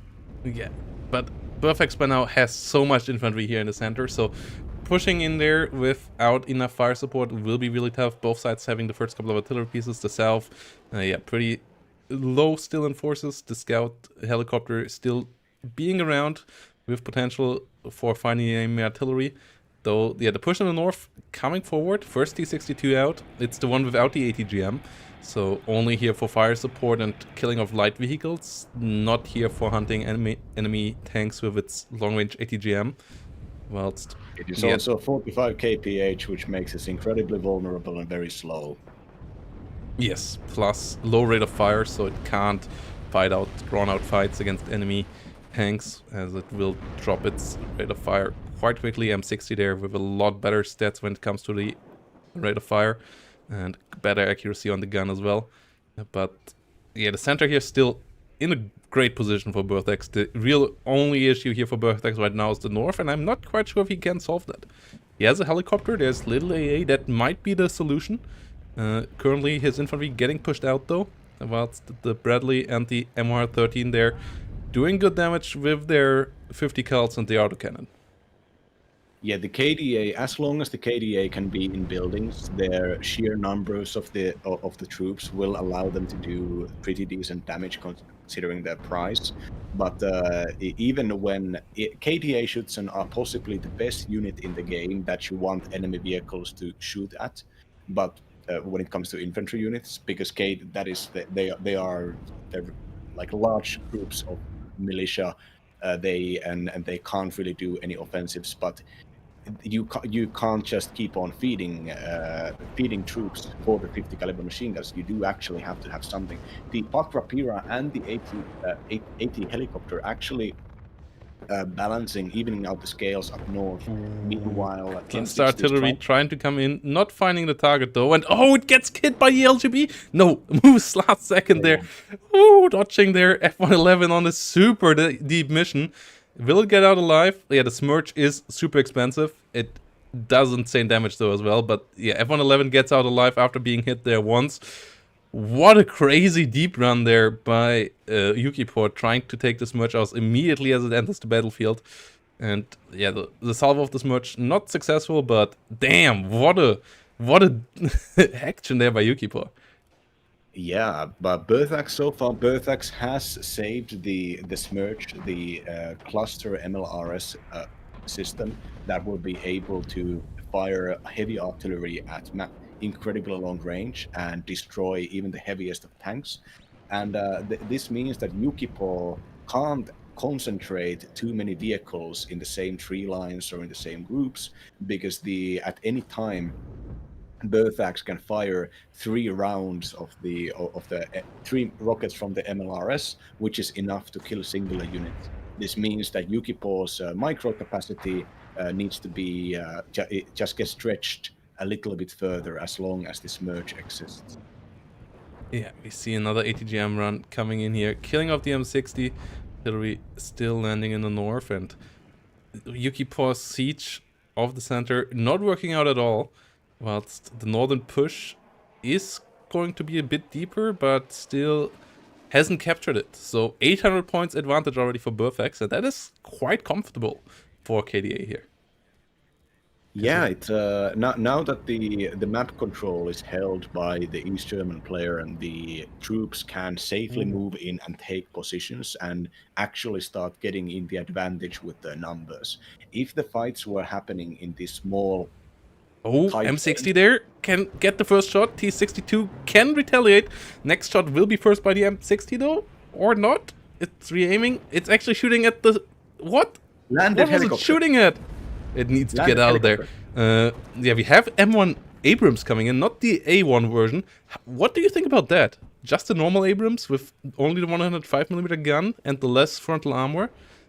Interesting choice in my eyes. Yeah, it's faster. It's very fast with the 72 kph, and Abrams do have exceptionally good machine guns. They have 2 machine guns plus the 50 cal, and when it comes to the HA capacity, the bigger gun isn't that necessary.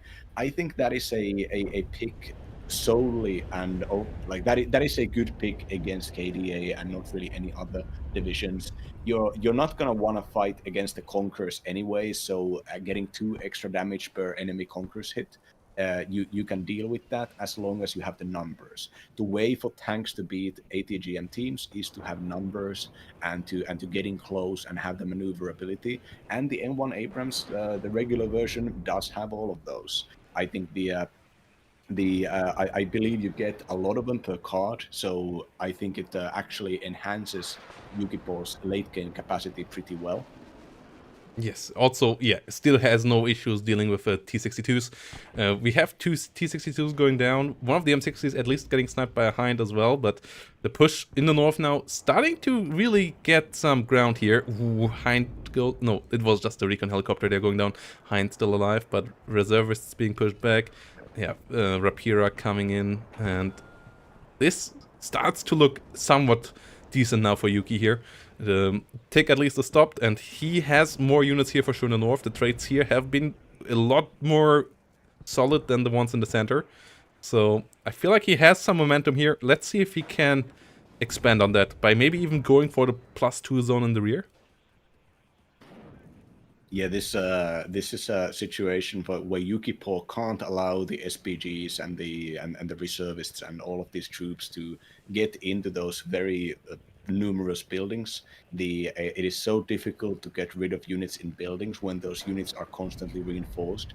and the way towards the back point here for Yuki is throughout waves and waves of suburban European or Central German housing developments, and all of those houses are a potential new line of Zagradotriad, the Soviet blocking troops you mentioned, of KDA Schutzen, and even if you can break through those, you're not going to break through those in time. So I think at this point, if an MLRS, multi-launching rocket system, or an investment in artillery, or even a surprise, I'm likely not going to see a HE bomber, but something to just put a big hit against the KDA defenses and to allow the more mobile and better equipped American troops to fight a preferential fight instead of banging their head against the walls. Yeah, more Rapiras coming in, as we saw a good amount of Conquerors dying there right now. One of them getting taken out by artillery, some more getting killed by tanks. The Rapira have a good ATGM, have decent capabilities with their guns as well against M60s at least. Against Abrams they can do a bit with it.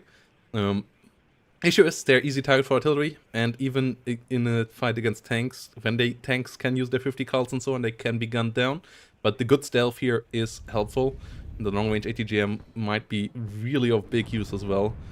Yeah, Yuki doing okay here in the north. Losing the Rangers, though, is annoying. That push maybe not quite as well reinforced as needed there to get those Rangers into the town, and that buys Berthex a bit more time to get the reinforcements into place. And yeah, I feel like momentum-wise everything is going Yuki's way, but Berthex has those 956 points, and the question is, can Yuki use that momentum to really break through, especially as he starts to lose a couple of important units here on the push. Yeah, Yuki. We saw Berthax firing the cluster rocket system, the Smerch, and the Bradley dodging it by Yukipo's fast reflexes there. Now Yukipo has managed to create a wider front here, and in this wider front, I think the tanks and the unit quality advantage is preferential for the attacker right now. When it comes to a defense, you want your attacker to have all of the units stacked up in close quarters so they're easy to control and they can't really maneuver. But when the attacking front is wider, only parts of that front need to succeed in attacking so that you can gain tactical positions. And so the Abrams does get some damage done, but still the amount of American units here seem to be able to contest. No, was it the artillery or the Smerch? Something was hitting the Abrams. The Abrams needs to run out right now.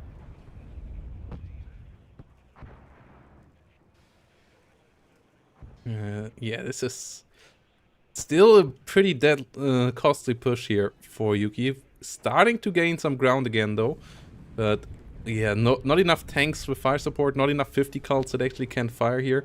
The annoying ATE guns and ATGM positions of Berthex keep doing the attrition, and the kill feed here is constantly blue at the moment. Like, it looked like Yuki had a good momentum ongoing, but it started to shift again. Tries to use helicopters now. How do you like those if the enemy has E-Glass and the ZSU 57mm? I really don't know what are the key units that the TOW Cobras need to be fighting against. The T-62s, which suck and will die to American tanks in any ways. Most of the targets for these ITOs are something that can be dealt with the ground units, and the rockets, you only get 14 rockets with the TOW Cobra, so it's not even a dedicated anti-infantry unit. We're right now seeing the mech rifles showing the wider front to attack. The mech rifles managed to get a tactical position, fired a Dragon missile against the command tank, but now that they've spotted all of the fire support, 50 cals, so the obsolete SPG-9 AT anti-tank weaponry firing at the mech rifles, forcing them to retreat. Yeah, the SPG-9's doing a really good job here in this game, starting with a kill on the Bradley Recon and constantly giving fire support. Like, the 12.7 and the SPG-9 on Burfix's side, doing a good bit more than the 50 cal machine guns on Yukipo's side. So, really liking those positions so far. Uh, they constantly helped out, and that artillery fire here, the mortar fire and the big guns, just being a real nuisance here for Yukipor. Yeah, something that KDA being a reserve formation, it does have amazing logistics, so they can afford to keep buying the MTLBs, and they even have the do they have the Mamacopter, the massive Soviet supply helicopter that they can bring out. But Yeah. now I think reinforcements. If you look at the reinforcement and Chesk and show us where the reinforcements are moving, I think this is going that we're showing a middle attack now.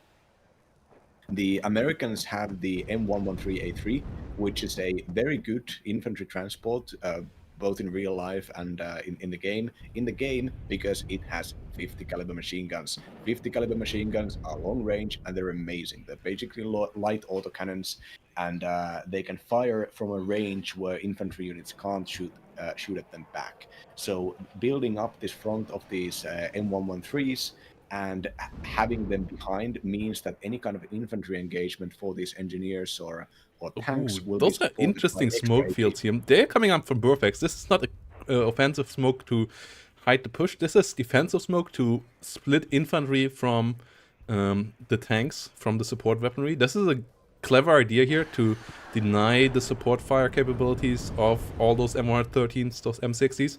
But, ooh, that aggressive northern push here with a lot of T-62s. Is there enough firepower here for Yukipor to stop that? The M1 is for sure nice, but it is outnumbered quite heavily here, and its capabilities start to deteriorate as it starts to get stressed out. And yeah, gets really stressed out, gets killed. M60 not helping out. Good kill there by Burfax, and that push in the north, if that connects here again, if he can actually turn the tide, Ihawk snipe as well, then the center push might not matter at all. Yeah, I think Yukipor wasn't controlling. The tank is so fast, it could have easily escaped to fight on max range, but the M1 Abrams wasn't given any commands.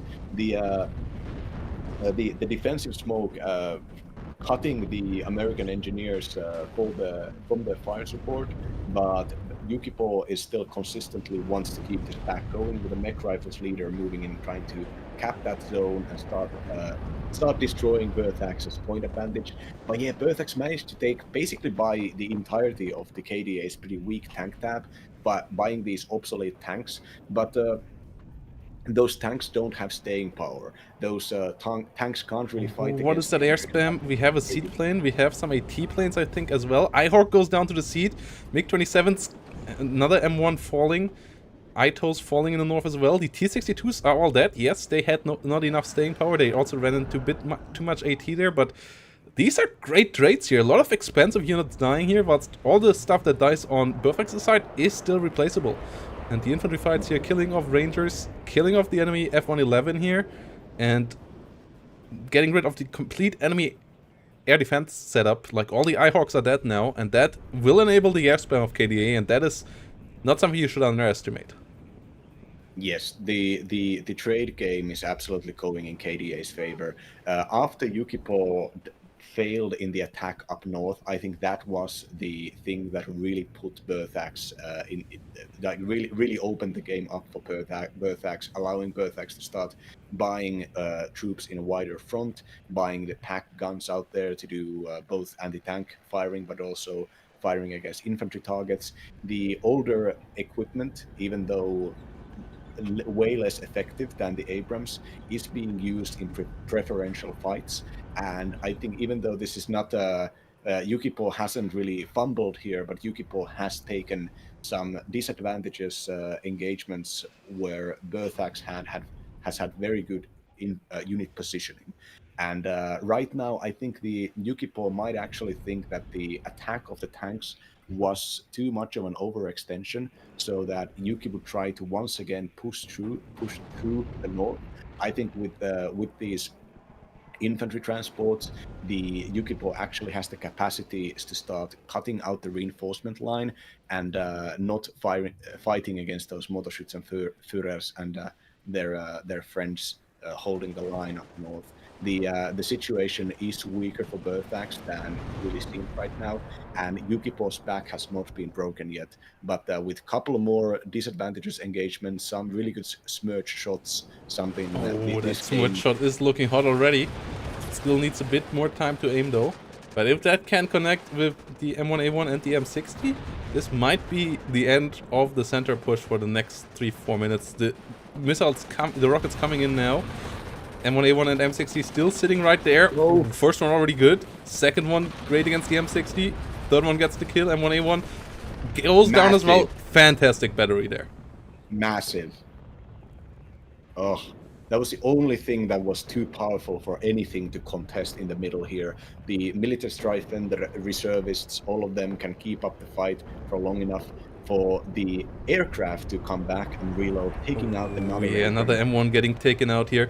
The seaplane sacrifices itself for it there, but the MiG-27 AT there being real hot. Ooh, one more kill there. Chaparral there in the middle is quite annoying, and yeah, if you fly right over it, it will get the kills, but still good combination there. And yeah, the only thing that Berthax has to worry a bit about is that all his infantry units in the center are hurt. He doesn't have a resupply unit there. But outside of that, the situation is going well. Urals will try to come in. The question is, will they be able to get in there? Because there is a line of sight for Yuki on the reinforcement path there. It seems like the DDR infantry has been weakened so far without the reinforcements, without the medical supplies, and now with the Rocket Cobra destroying the defensive locations, Yukipo's push is still going. The artillery hits directly and does a lot of cohesion damage, and the OSA being able to once again, the OSA's destroyed the earlier tow Cobra, now destroying hitting the Cobra as well. The and up north we're seeing who is attacking who up north. I think this is a Berthax counterattack. Zagra Dotriad with their KDA Schützen the subjects pushing, but the Americans are in fortifications, the Americans are Vet 1, and the Americans are engineers, which are cheap 10-man anti-infantry squads, which if the DDR infantry got close, the engineers actually have specialized close quarters weapons. And smoke might be able to help this a little bit, but the closer they get to those engineers, the worse it's going to be for the KDA.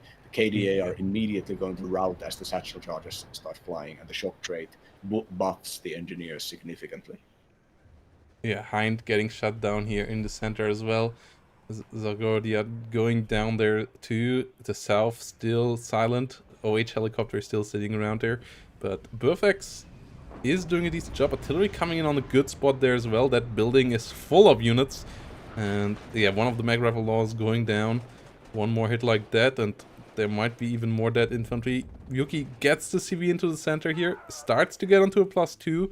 12 minutes remaining. The center starts to collapse. Berthax not getting enough supply in here to keep the attrition off his infantry units. And that could be a bit of a game changer. Smirch is reloading still. Artillery of the Malka trying to come out here still in the center. As a Reservenführer coming in there as well, but the north is still not captured, and that push is kind of stranded there. Cobra is fantastic against all that infantry. Yes, stacked up troops, close to each other. No matter how many buffs you give them with the Motorschützen and the Sakra-Triad, that's not enough. The engineers are in positions and are trading amazingly well.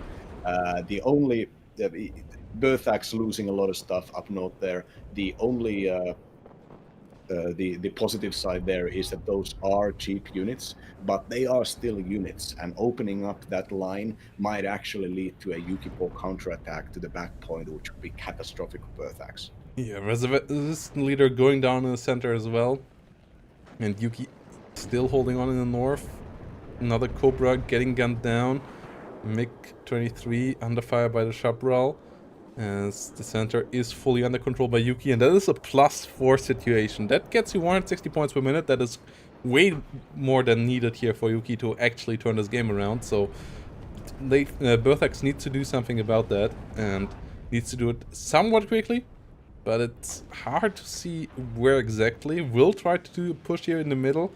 Artillery really could help out. A couple of important units finally starting to die again here for Yuki, but that +4 is a big risky thing here with the targeting you Burflex here.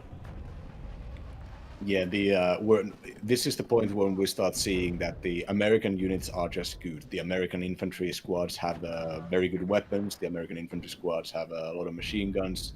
They have a lot of health, so or a lot of troops, so they can be revived and put back into the fight if they're microed properly.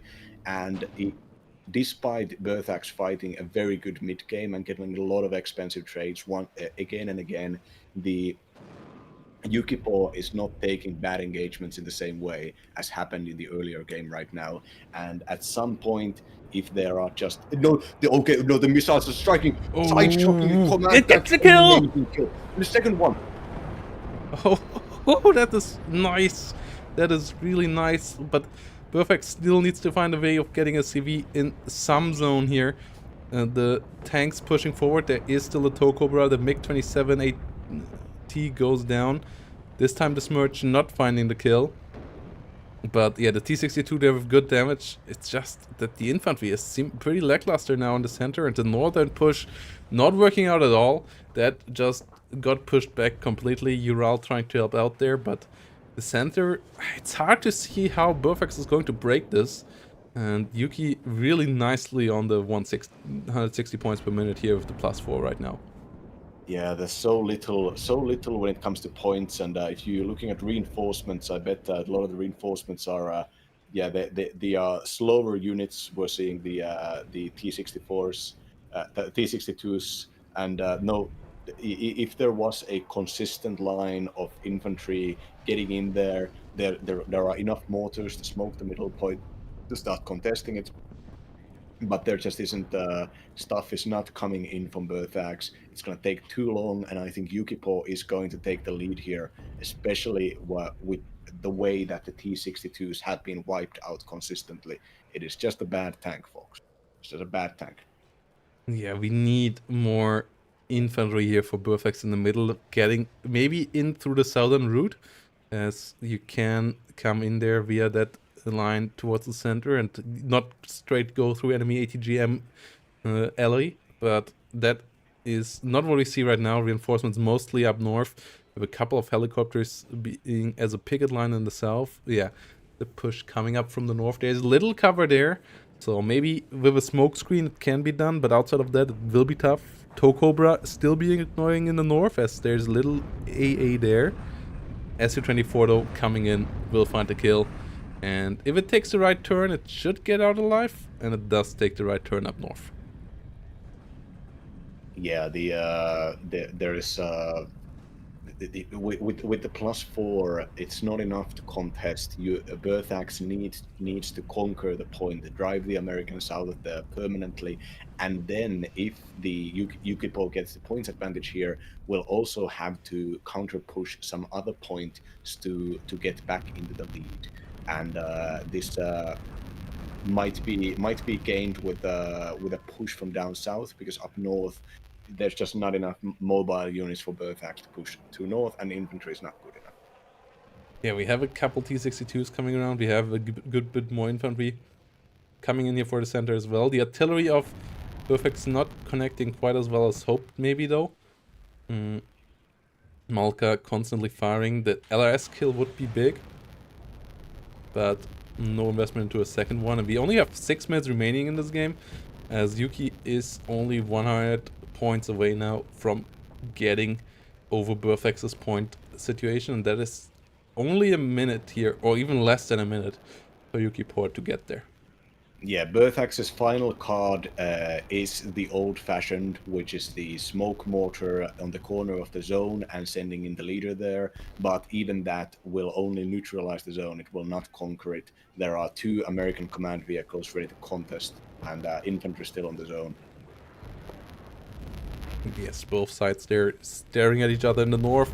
There's not enough infantry there, and we see the T-62 MK going down. That is a big blow there to Berthax's chances of recapturing the center. There's currently no other CV close by, and the southern push not really pushing any deeper either. It's mostly just the Malka right now, which is off target as well. M1A1 on the other side really firing, and Yuki now has the point lead again. Yuki really on a good momentum now here to get game number 2 as well. Yeah, there were some KDA believers out there, and the KDA play has not been bad. The problem has not been Berthax. The problem here has been KDA, just with just with a bit more of a mobile tank force, with T-ATBs, something, just a bit more to prevent this late game push, a bit more higher tech equipment, a bit of something could have very well easily put this to Berthak's favor. And the artillery play has been excellent. The positioning of the ATGMs has been excellent, but the American units are just too damn powerful, and Yukipo just has. Despite taking a lot of bad engagements earlier on, Yukipo is not somebody to be driven out or somebody to cower. And Yukipo had the availability of sending in the reinforcements, and by the time the late game happened, the artillery just couldn't keep all of the Americans out. They can only target them in very specific moments. Yeah, the early game went pretty decent here. Like, the 900 point advantage is quite big. The ATGM game was decent as well, but by now the ATGMs are mostly picked off. T-62s here not working out at all. Like, they had one moment of glory, but outside of that they have been rather inconsistent and inefficient, and unfortunately for Burfax, the artillery connecting well with tanks, but everything else rather lackluster. Like, the Malka is doing its best, finally getting some kills there on the engineers, but it took a long while there to get that kill, and before that the artillery not quite connecting as good as it needed to be. F-16 here coming around, that won't really change much once we have artillery into the center as well. Militärstreifen and co. coming up here in the south for one last push. We have a Mordschützenführer there in the middle. It's only 3 minutes now though, and Burfax would only stop the tick with a push in the middle, so you still would need points elsewhere, and that is hard to see here right now with less than 3 minutes remaining. Yeah, this earlier on, before the first game, the analysts, I believe it was me, predicted that for Yukipo winning Yukipo, I believe, got the pick this match and won the opponent's pick last game. So this is an excellent mental state for Yukipo to be in, and a very bad mental state for Berthax to be in. Being put to match point this early is gonna have Berthax really question the decisions and just stress himself out, knowing that any decision could be the last, and doesn't really have the mental space to think, well, I'm going to do better next game. You know, now if this doesn't miraculously win the game here for Berthax somehow in the next 2 minutes, the dark horse is being put to match point, or actually league point at this point, league winning point. Yeah, gets the zone back in the center, but it is a bit too late. Like, the trades here in the center, just a bit too much in Yukipo's favor. Too many T-62s there driving down that northern road. This push from here from the south really showed what should have happened a couple of minutes ago, as if the T-62s would have come in from their side together with some infantry, I feel like this could have been done earlier, but yeah, it comes in a bit too late. 600 points advantage for Yuki. There's no way for Burfax to turn this around, and we will go 2 match point for Yukipo already. Really strong showing here with KDA from Burfax, but yeah, just coming around a bit too late here with this recovery after collapsing a bit in the center and the north in the mid section of the game. Even having the better KD here in the end. Yeah, it looked pretty close again in the end, but Burfax just giving up control of the map for a slight bit too long. Yeah.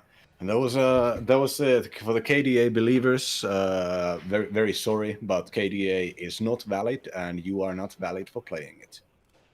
Well, I don't think that's quite true. The artillery really tried its best here. If we will look at the kill and losses here, the Smirch most likely gonna have a good amount of kills. M109s here, yeah, artillery on both sides most likely did pick it off a good bit. I'm just questioning the efficiency of the Malka there. It felt good, but it didn't quite feel as amazing as it could have been. And I feel like those were the win conditions for this deck. Like, so did Yuki when he searched for the FSP in the rear zone, realizing that there wasn't any. Yeah, Chaparral killing off the air as expected on this map, using air too much on it. As always, a bit rough, but yeah, infantry fights here in the north, those mech rifles there with the long kill lists, that is massive. Yeah, it is just 8th Infantry is both competitive and easy to play, kids. So it's got good units. As long as you can keep those good units alive and not send them into bad engagements, the units will carry you a really long way. But a division with something like KDA has to fight the tanks on the defensive.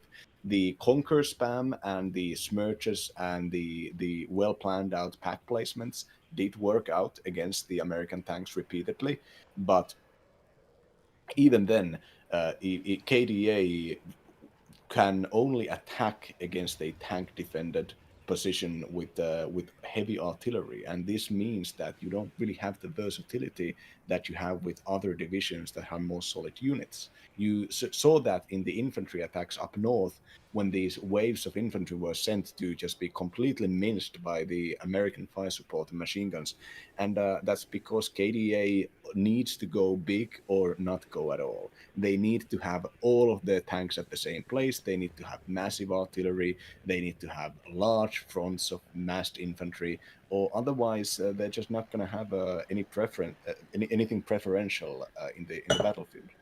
Yeah, it was a good game here still in the end. Like, it was a close one.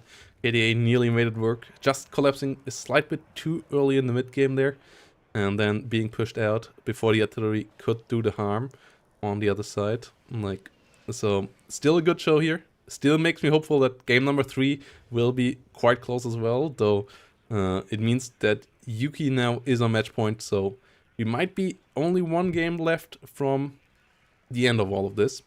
That leads me to talking a bit about the future of League and the upcoming events.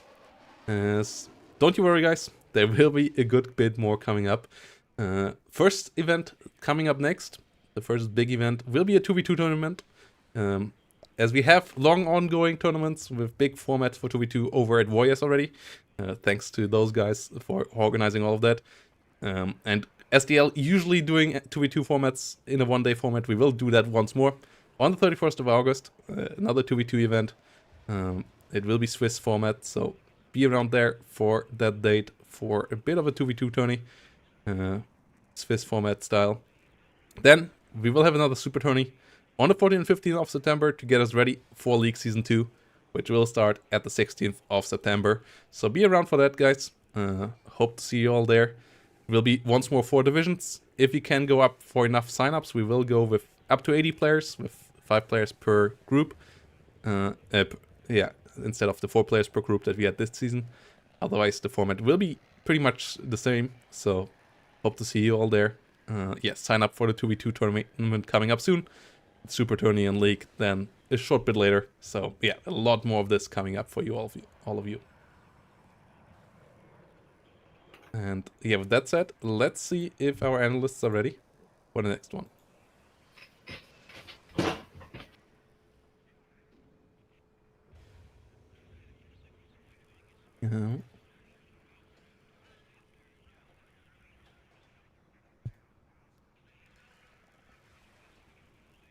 Yes.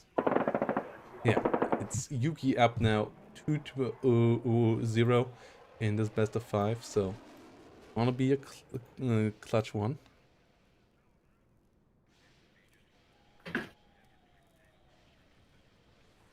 Okay, and yeah, we're gonna get Voice Me back in here once more, together with Forward. So yeah, interesting game number 2 here once more with that KDA game. Yeah. We did not Very see this interesting. comeback coming. Yeah, very interesting. It's going to be interesting to go back over that replay.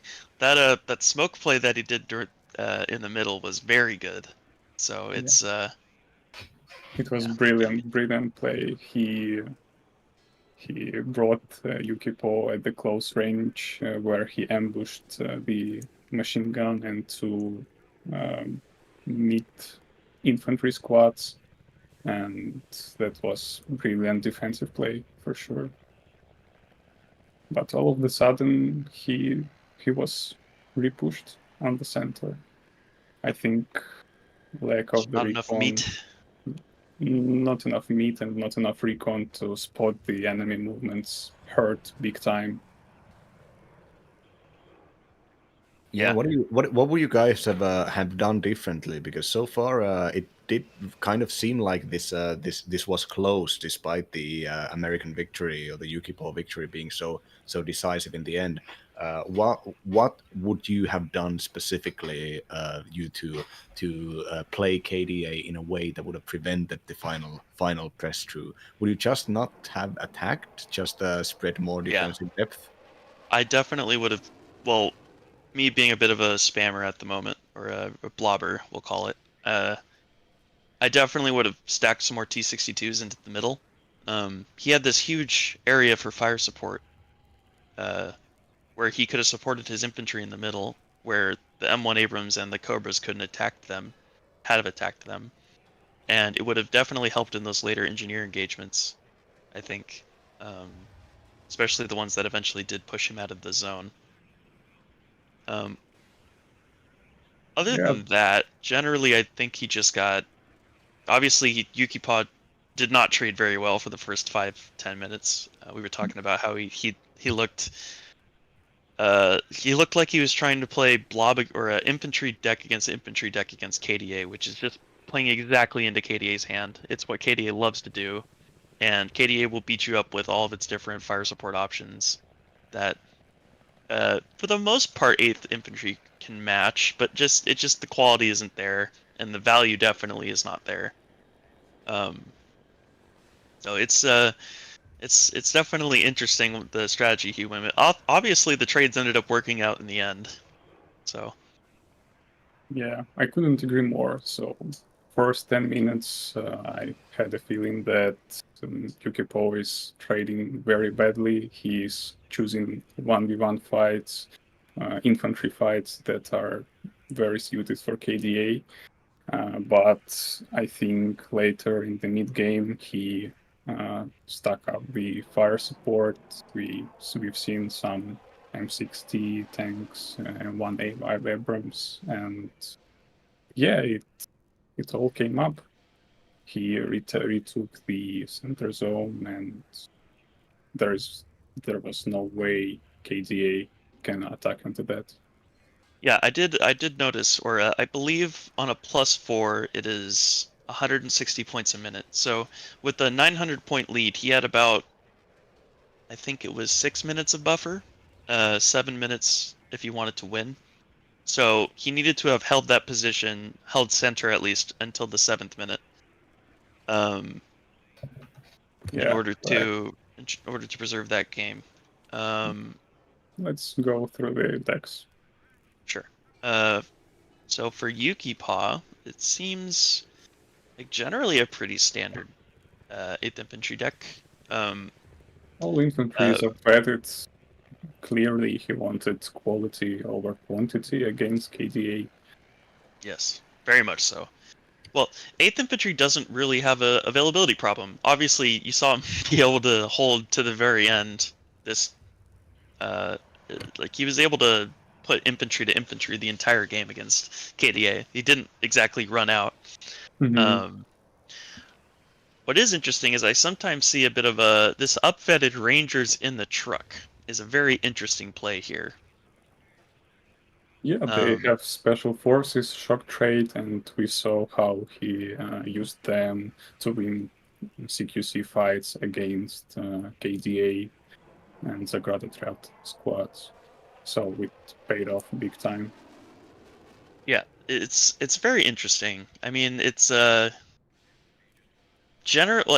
the close range engagements he had it, and I wish we could pull the replay up, but I think there's some problem in getting it. There's the infantry fights on the right side from Berthag's perspective towards the north.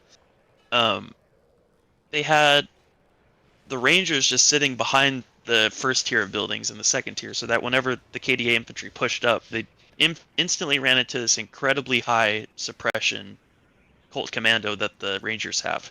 Mhm. And that's really their strength, is that they have this amazing ability to just absolutely rout every squad in the game. Yeah, it was very Um, smart to preserve these high quality, not cheap units and the backline while providing enough fire support for more meaty squads in the front. and to suppress those T-62s to prevent some sort of fire support advantage from ever really amassing too much.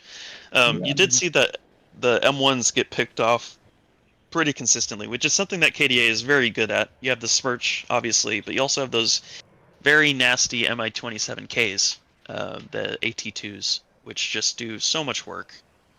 And there's it's a pretty good deterrent from bringing M1A1s as generally at 185 points. It's not as much of a good value to use these against 135 point M60s. Yeah, but moreover, the Yukiko lost two of his air superiority fighters to F-16s early on, so the airplay from KDA was expected. What I did not expect is the lack of MiG-21 HE bombers. I think they would help a lot on containing, preventing pushes from Yukiko's side. Yeah, so these are a mainstay of the East German decks. These are one of the they're not overpowered by any mean or by any definition, but they're very very strong. Yeah. So they get one-shotted though by the Eyehawk, and it's a good map against them. Like that's I think the one reason why you might not want to risk them there. Plus, right, you have the artillery to deal with. That would make sense. Yeah.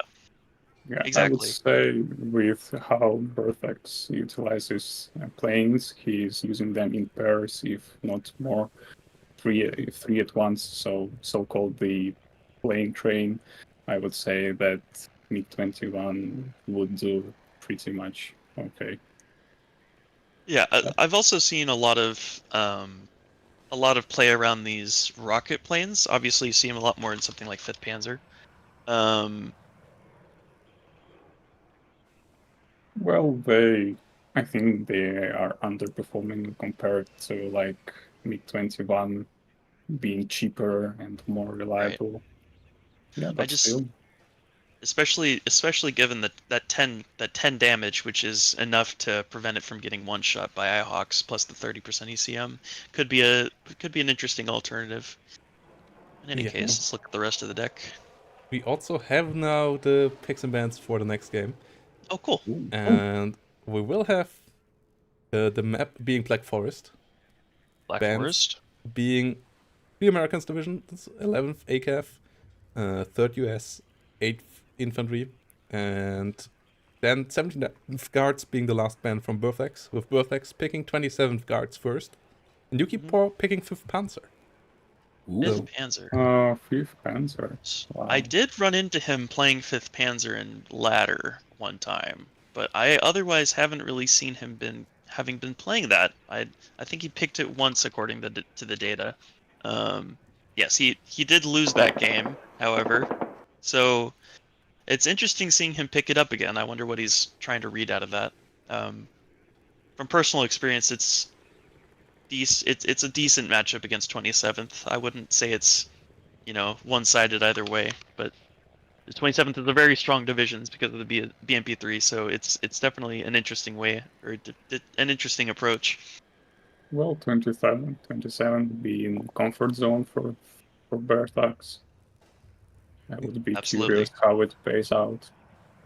Yeah, he has played them before, right, in the tournament?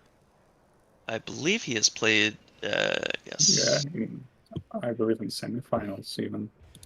He yes. 27th. Yeah, and they are for sure quite solid. Black Forest, interesting map for tank division matchup. So I guess it will be decided on the open field of the map. Or yeah, maybe a little bit of a cheeky gameplay in the forest, given that the person that takes the forest generally doesn't have to be as aggressive in the field. Who Might do be you a nice think has the boon for better 27th chances to use for their the forest ATGMs. side? We have those divisions. The forest side, it would be fifth Panzer, Yeah, medium I tanks. tend to pick fifth also, but I would say after rework, the BMP3s are much more versatile on Black Forest, and they might hurt fifth Panzer a lot. Yeah, this definitely should be an interesting game. I'm wondering how Yukipa is going to attempt to handle the BMP3s, maybe with some clever smoke plays. We'll see. Yeah, it's gonna be interesting to see. Let's see if the players are ready. And yeah, thanks once more for the analysis, guys. No Yeah, problem. we'll see what they're gonna be up with next game. Yeah, already shared the first deck with you for the analysis for the next one. Sounds Yeah. good. See you after this. See ya. So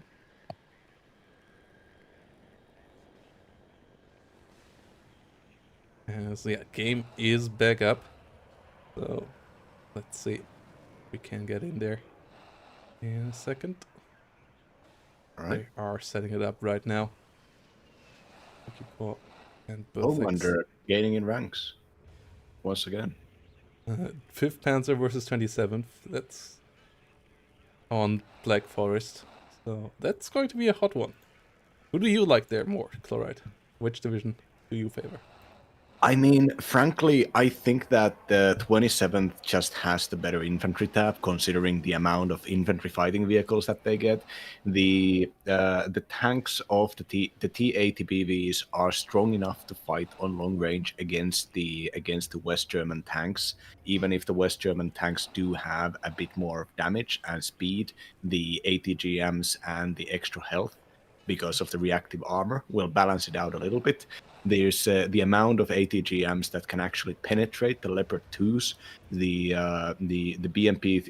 BMP3s, and the 20 penetration Conquerors missiles, as well as the 23 penetration Conquerors M missiles of the 27th. Massively favors Berthax here, I believe. But when it comes to the 5th, what makes the 5th Panzer special is that it can bring out the heavy stuff just a little bit earlier. It doesn't have the level of equipment that something like NATO has, but hold on, I am trying to. Yeah, they are a bit cheaper. They get an IFV with the cheap Panzer Grenadiers for only 30 points. The Malers relatively cheap as well, especially as they have decent frontal armor too. And you get good tanks as well with the Leos. The Leo 2s are good, fast, heavy tank hunters, and the Leo 1s are cost efficient in their job, dealing with lighter vehicles and giving decent fire support. They lack a couple extra machine guns to really be fantastic as the fire support unit, but they can do it on the long range. So yeah, let's see how this all goes.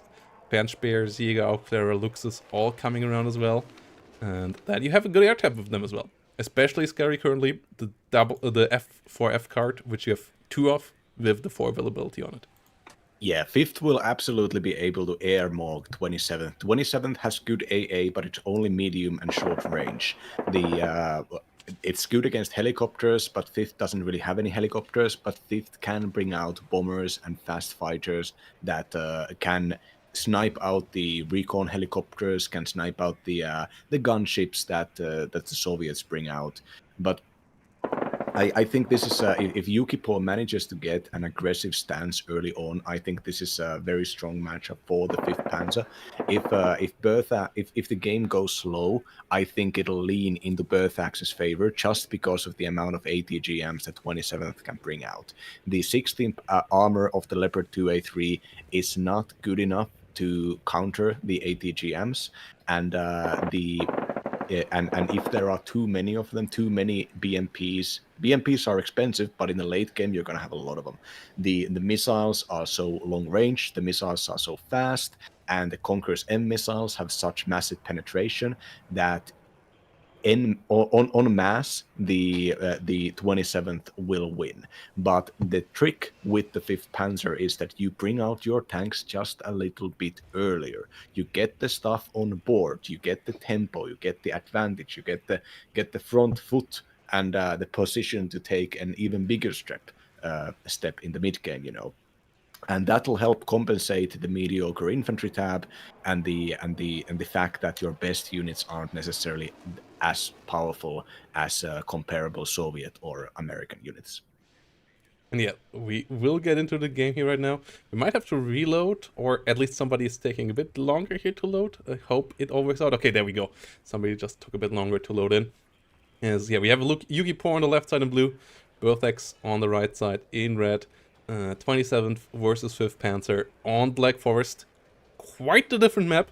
When we had a really narrow map last time, this map has a lot of alleyways to get into the enemy rear line, though the big concentration of forces is still on the southern plateau that we see here, where, especially with these two divisions, I would expect most of the fights to be.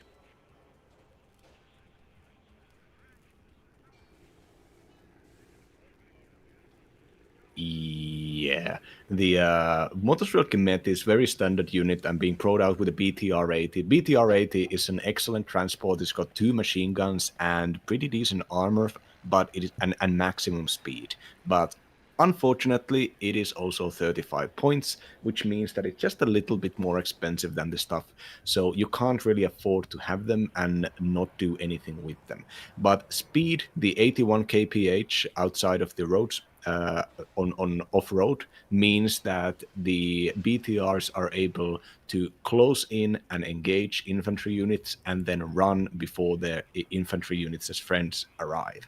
And microing BTRs, especially in the early game, can get you a lot of free kills, and there are a lot of infantry units on the West German side, such as the Sicherungs, the security troops, and the and the Pioneers, which don't have AT weapons. So parking a BTR next to them can be a free kill for you, and that is what the way you can easily get the BTR's cost back.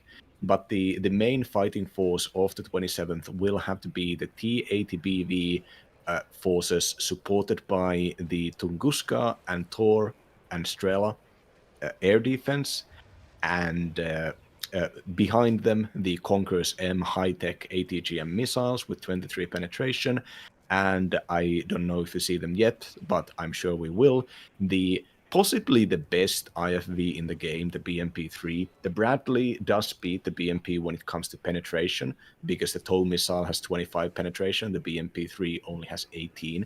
But the BMP's missile is longer range, it's faster, so it can kill other IFVs very easily.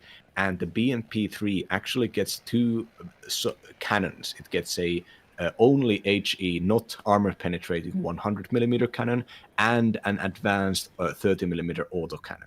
Yeah. This means that on very long ranges, BMP-3s can bring out massive HE damage, even on fortified enemy infantry. West German infantry tends to be large squads, but this the BMP-3s will be able to eat those things up, I think. Yeah, well, yeah, and it also has a lot of small squads. Like, it is both extremes, like either 11-man Jaegers or 5-man Panzer Grenadiers. And I like that Berthex is going for the northern zone, making it a bit more easier for him if he captures that by forcing Yuki-Por to be more aggressive in the south. And having those Conquerors M, having those long-range BMP-3s with long-range ATGMs, means that those Leopards need to roll on top of you, and that's not where they feel comfortable. Like, Leos are super allergic against anything ATGM-like. Their frontal armor is not the best. Even the Leo 2A3, out of the heavy tanks with the lowest frontal armor, and they all lack side armor. So if an ATGM lands in one of their side armors, they often get killed one hit. The Conquerors and Conquerors M there kill them one hit. The Bastion nearly gets them one hit. So all of that would be problematic. And yeah, Yuki will have to use the speed of the Leos here to really maneuver around nicely and get some flanking attacks maybe going on, and use the concentration that you can create with the fast and easily repositionable Leos together with the great AA defenses there with the Gepards that can help them out as well. But yeah, I feel like it's a great idea from Berthax to capture the northern point. Yeah, Berthax wants this game to go on long. Berthax wants to have entirety of the tank and infantry tabs on board before fighting happens. Despite this being a armed tank division fighting against a mechanized infantry division, the tactics on this map means that when you that pushes are going to happen on the southern plateaus with tanks, and the southern plateaus are surrounded with there are roads, there are buildings, and there are tree lines, and these roads, buildings, and tree lines will be the ones the defining features of where the tanks are going to push, and all of these positions allow amazing places for ATGMs to hide, and even if you push through to one side with your tanks, there are still more tree lines and still more buildings which can hide even more ATGMs. So a slow game with the leopards will have the leopards just be outclassed. But the leopards are only 235 points. They're pretty cheap for a main battle tank. And if you can start taking out, getting the powerful guns of the leopards close, getting kills against or just disabling them, forcing the BMP3s to push back. BMP3s are very expensive. They're like 90 points, and the snowball effect is absolutely possible. Yeah, and yeah, this is really going to be interesting. Only that one outplayer in the north is an interesting decision here by Yuki, and that means the striking force in the south will be a bit stronger than the one of Berthax. Even that one not going to the north. So yeah, Yuki just surrendering it means that Yuki really will have to play for that open ground zone in the south. But if he can break through it, he has a great shot on that link between Delta and Bravo, and that could be a big threat. Yeah, the 27th has also some of the most versatile and powerful artillery in the game. They have multi-launching rocket systems, Grads. They have fast-firing, fast-traveling, self-propelled automated fire control mortars, and they have they even have guided shell 154 millimeter self-propelled guns. 5th Panzer does have pretty alright artillery, but Berthax's side is just way more powerful here, and artillery, of course, gets more powerful with time. If you look at the Charlie and Alpha area, the sawmill and the road down from the sawmill down to the big town, that's an attack vector that will. That if the game starts grinding out, if Yukipo pushes somewhere and overextends, puts too many troops into an offensive, the having control over the sawmill will the sawmill, first of all, it's easy to defend up north because there is the tower which will allows you amazing visibility, and it's easy to defend with small amounts of troops, and a lot of people don't attack it. But Berthax can possibly use it as a vector to quickly use the artillery to smoke some key positions in the town and drive down troops with the BTRs into the town. And contesting this town will force any mechanized, blobbed up armored forces of Yukipo to start moving into the defensive. The blob tactics are notorious with 5th Panzer because, like I said, they can bring out their tanks just a little bit earlier, which feeds, and the fact that they also have a lot of units, a lot of mechanized units, self-propelled, AA and such, that the blob tactics are just pretty powerful. The way, in my experience, you want to counter a blob is you stretch the blob. You don't engage the blob on the blob's terms. You try to fight on secondary fronts. You try to pull out units and you try to gain ground when the blob is on the other side of the map. And Berthax is a very smart player, and Berthax, in my opinion, does have the preferential division pick as long as they can get the game to last for a long time. Yeah, if they can avoid getting engaged by the blob and maybe also kind of mitigate their strength by using ATGMs from long range. That's one of the issues of the 5th Panzer. They, like the British divisions, have mostly only Milans. Milans do decent damage, but they don't have the best range. They have the lowest range of the long-range ATGMs, and the 2,800 meter range, especially of the Bastion, means that in IFV versus IFV fights, your BMP3s often can engage first and then get the kill onto the enemy martyrs before they can come close. So yeah, if you can find those angles here to put your long-range ATGMs as Burfex, that could be really helpful. And yeah, here we go. Final game potentially, as it is Yukipor already on match point here. So Burfex will have to win this here to keep the game up. Let's see if we will have a series of hands. Once more, thanks to all of you for supporting us all season through. Thanks for all the new follows throughout the seasons, for all the new subscribers as well. If you have a Twitch Prime laying around, consider leaving it here. Also, if you haven't followed Chlorite yet on his channel, check that out right now as well. All in the description down below on YouTube, in the chat right now on Twitch.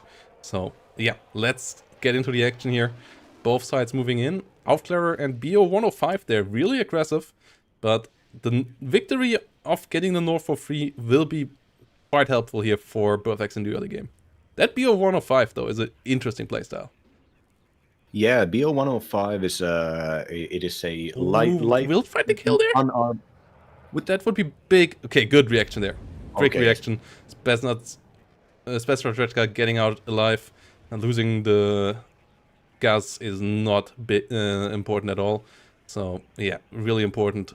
With 1 AAPs coming up in the rear, so the BO105 will be pushed back eventually. But yeah, Plumachiki there, get out alive as well. The BTR stays alive for now as well.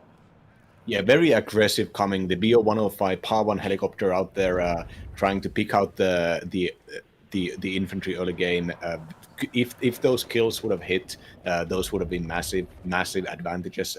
But right now, the first pair and the Jäger Aufklärer, the Jäger Aufklärer actually up vetted, which is rare. Generally, you see recon infantry at 0 vet, but these units have been up vetted, which means that I think this is a purposeful and aggressive. The Merschek-Waffe coming up. Oh no, that's 3 stacked up infantry. 2 of them going down. 1 of them going really low. The Tor cannot retaliate. First missile disconnect. Second one does connect as well. So yeah. The early game here will go in favor of Yukipor. The trades in favor of Burfex, though. Burfex's reinforcements will be better now than the ones of Yukipor. Yukipor trading a potential advantage now for a lower amount of forces in the upcoming minutes, as that Metzgerwaffe is gone now. The reinforcements of Burfex now on the way. BMP3 units and co. Yeah, here we go. The lovely BMP3 long-range ATGM, long-range support weapon, and a decent autocannon next to that all at once. But the infantry numbers here, a bit lackluster now on the front line. So let's see if Yukipor can entrench in this frontal zone.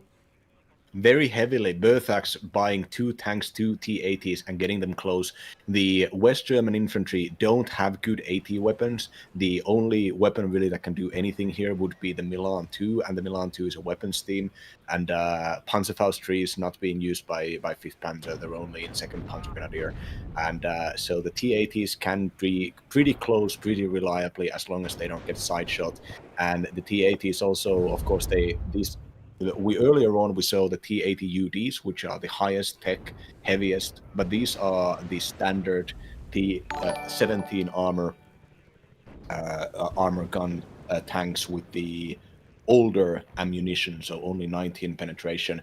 But on close range, one of the most important things is rate of fire, and the Soviets do have the autoloaders, whereas the West Germans don't. So cohesion will not matter when it comes to rate of fire. The Leos start on 2 veterancies, so they have a higher rate of fire already. They start with 11 rate of fire there, and they are the better tank-on-tank fighting action unit. Like, they don't pay for extra side armor, they don't pay for extra machine guns, they don't pay for an ATGM, so the Leos are the most efficient tank-on-tank gun tanks in the game at the moment. Leo 2A3 and Leo 2A4, and the TADBVs need to be careful there. That engagement didn't went Burfex's way. The 2 heavy tanks of the Bundeswehr there really doing a fantastic job. Just have to be careful with side shot. That Leo 2A3 disengaging last second there. AT plane going down here. Tor and Tunguska trying to protect it, but the F4Fs doing their job, and the Tor not able to retaliate. in time. So yeah, what a start here. Really hot action from Yukipor, having control over both zones in the south here now, having the +2. And yeah, Burfax needs to find a way of at least getting back into this zone or the zone further south. And that is not going to be easy. With the BMP3s and the other signature unit of the 27th coming up, the Nona self-propelled automatic fire control mortars. If these things fire fast, they fire hard, they move fast, and they do a lot of damage for the price that they are. On this range, firing at buildings, they can very reliably. They can quickly aim at 24 seconds, and they can do large salvos. BMP2 gets a hit here in the south, barely survives. Panzermörser being shot at. I think the Nona should try to fire on units on the front line next. The TADBVs and Leo 2s all still alive. Milan 2 there, pushing up quite far in the south, getting the kill into the BMP2. The Modra Tretka might be able to find them if they move into the building again. No reaction there from Burfax. Burfax not quite realizing what is happening here. So good pick off here for Yukipor. And yeah, Burfax's frontline units currently not looking that strong here. A bit. Yeah, Leo 2 3 leader goes down though. What killed that? Well, could it be the Metis something? I think no, there's nothing there. I think it must have been the TADBVs with long range ATGMs. Yeah. Yeah, it has been the TADBVs. The Leo 2A3 leader went down there on the open field. TADBVs getting a nice snipe. Okay, that is big. Yeah, that's the classic side shot issue, I think, happening right there. So that is the kill that Burfax needed here. And we see the infantry still on the front line, but now it's 2 TADBVs versus 1 Leo 1A1, I believe that is, and 1 Leo 2A4 that is damaged. Meanwhile, the north, yeah, fully under control by Burfax, can move a bit around there. But the question is, can he get back into the center zone? He has some infantry again in there. Oh, it's 2 Leo 2A4s. It's not the Leo 1. I misread there. The Marder is the 1A1. The Gephardt is the 1A1. So, yeah, Leo 2A4 still strong. But that kill got Burfax back into the game here in the center, I believe, together with the Nonas. I feel like he has some potential, especially as a TADBV is coming up, though the Leo printer is strong. Another Leo 2A4 coming up on the side of Yukipor. Yuki is keeping that Leopard printer up. Another Leo 1A1 there. This time I'm correct with that name. 1A1A1 and a Jaguar 2, so just wants to take those long-range tank fights here. Yeah, Burfax now contesting the zone and having the tactical positions to both defend this on long range and the ability to start reinforcing this. I think so you look at there's on the northern part of the zone, there's an ATGM team and a recon team that is a very, very tactical position. If you look at the sight range Chesk, you can see that is actually you can target the zone on the west side where people generally send in their tanks. That's a very, very powerful location to control. It's one of the main ways, in my opinion, that you want to try to fight for the middle without actually putting troops in there. And if you look at the south, there are similar positions on the southeast building, but that is currently not controlled by anybody. If Burfax could be able to send in recon or even ATGMs there, they could actually crossfire the tanks in the middle zone. But right now, Burfax doesn't have that map control and is only relying on still a pretty nice 90-degree angle, more than a 90-degree angle to engage the tanks here. The mobility strength of the Leopards is weakened, and the large infantry squads in close range, such as the Pioneers, don't really get to fight there. Leo in range of the BMP3 though, does miss the first shot, but the BMP3 should get out of there now, especially as the second one comes out as well. That BMP3 is toast, and that's an expensive unit to lose there. Oh, it gets back because the Leo 2A4 actually misses. Cast a curse right there. But yeah, BMP3 needs to get the hell out of there. Only wants to engage on full-on long range against those Leos. It is an anti-infantry weapon with long-range anti-tank capabilities. And oh, this is hot. A lot of artillery coming in here for Burfax. Double Grad plus the double Nonna. That is so much firepower here on the battlefield. Yeah, we have seen Berthax play aggressively with air so far. This is 4 artillery pieces, 2 of them very expensive, bought 10 minutes in. And as long as Yukipo doesn't get to, let's say, 1,200 or 1,000 points here, I think this is completely can be completely under control by Berthax. If Berthax get these tightly packed troops here are a perfect target for rocket artillery. And they can't really do anything except move away or take the hits. And if they move away, that allows Berthax to move in more ATGMs to better positions. And whenever your enemy moves, you generally, if you have enough recon, you can spot where they move and start targeting even more artillery to the next place. Now we're seeing the Nonas fire smoke here to cut down the middle of the zone, and to even tightly pack the enemy with Rat fire coming in. What will it hit? The Leo 2A4s are in the center of that fire. Will they get down? They are fast, but they are stunned down quite quickly, so their speed is reduced. It seems like the Leo 2A4s should survive this. Pioneers going quite low as well, though, and they will be out for it. One of them even routed, so will be retreating for a long while. That ATGM, I don't think it has enough time. No, it doesn't have enough time to connect. But might enable a TDBV push here, though the Jaguar in the south is a scary little vehicle there. The TDBVs so far standing still. BMP3s coming around in the south. Jaguar, is that firing onto the Tor? Yeah, that is firing onto the Tor in the north. The Milan 2 down here, scary as well. Tor disengaging, getting out of there. Milan 2 will get overrun though, so the southern flank here for Berthax might work out with the BMP3 coming up, getting rid of the Milan 2. The Leo 1A1 really stressed out, so its accuracy is in the gutters, and it gets killed off there. Okay, this is really a hectic game right now. Yeah, the BMP3 soft attack, firing at long range, and being able to fire the missiles at all of these lighter vehicles is such a boon for Berthax right now. The globe has been properly stretched here, and now you see the massing of the ATGMs being taking tactical map control, taking fire control here, and despite Yukipo still being in the zone, it does kind of feel like Berthax is in control. But yeah, the TDBV has to be careful now. Both sides taking a couple of losses. The trade's lately better for Berthax, but Berthax still has less units on the front line because of his heavy investment into artillery. Like, that means that he still needs to kill more here. Should wait for more reinforcements. The next salvo of Grad damage being similar to what he just did. And then I think he can push in with the next one, but I don't think he can push in just yet. Yeah, the leopards the leopards I believe are currently, they just got repaired next to the Panzermörsers, and this T80 needs to go back. The leopards are faster, they have better movement accuracy, and they got bigger guns. Oh yeah, they see the Redredka now as well. That should reveal them at least for Berthax. So the TADBV should disengage. We have the next Grad salvo coming in as well. Going for the Iltis leader there, it seems.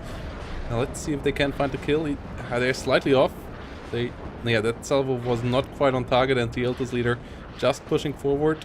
Leo 2A4s on target on the TADBV. It already used its smoke, so it goes down. That is a big loss here for Berthax.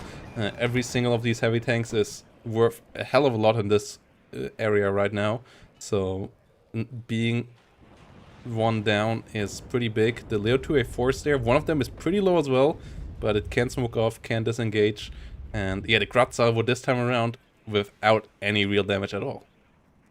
Yeah, the even more another TDBV needs to get out of there.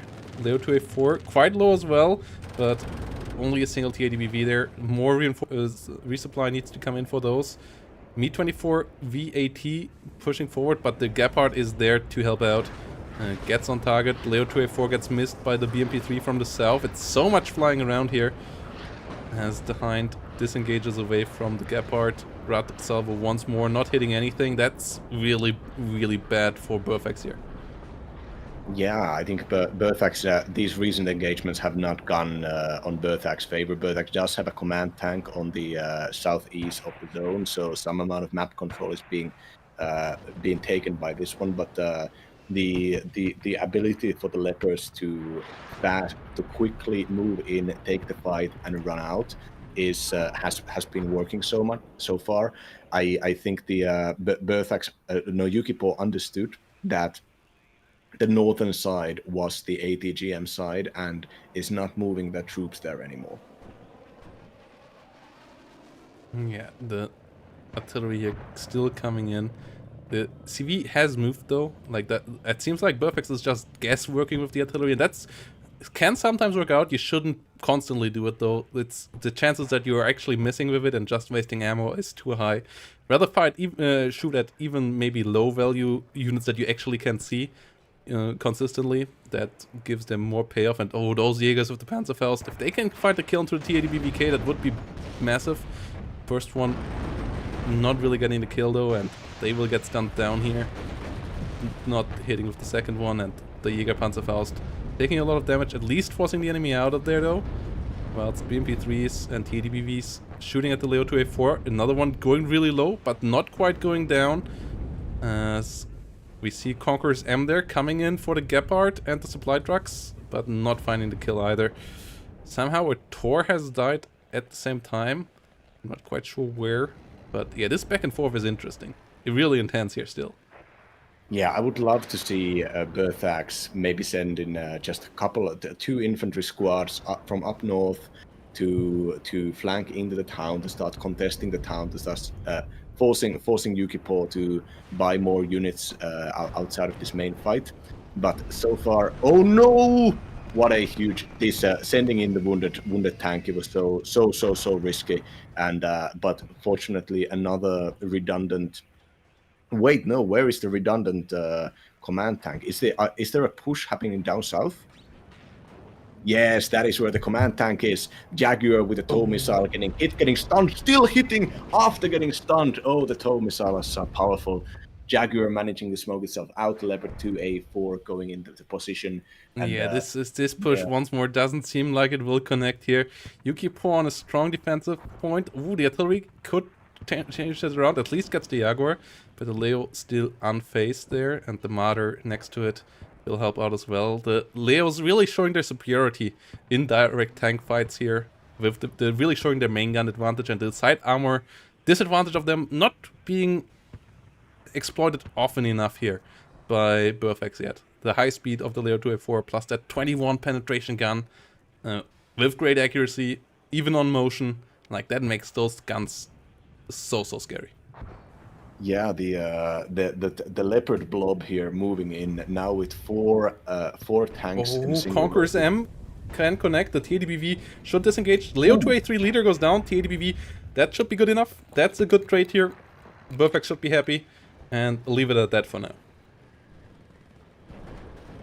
Yeah, another round going in and missing. Artillery coming in for the Leo 2A4 in the south though. So getting some damage there. Yuki will have to keep these guys repaired, otherwise they start to become really inefficient. Whilst the Gruts being reloaded, more helicopters coming in here. Another Hind with long-range Cocons on the way. Not the greatest damage with only 19. That's the one big issue of the Cocon, but it has long range. It is decently fast, so it still can be quite scary. Yeah, and of course, if you maneuver your helicopter smartly, you can start getting side shots, and Leopards are very vulnerable to those.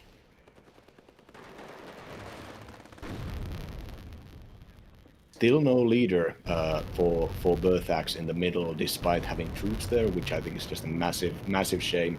The managing to dodge out the two fighters, landing the plane, and MiG-29 air supremacy fighter following up, trying to use the significantly weaker air tab of the 27th to gain some ground.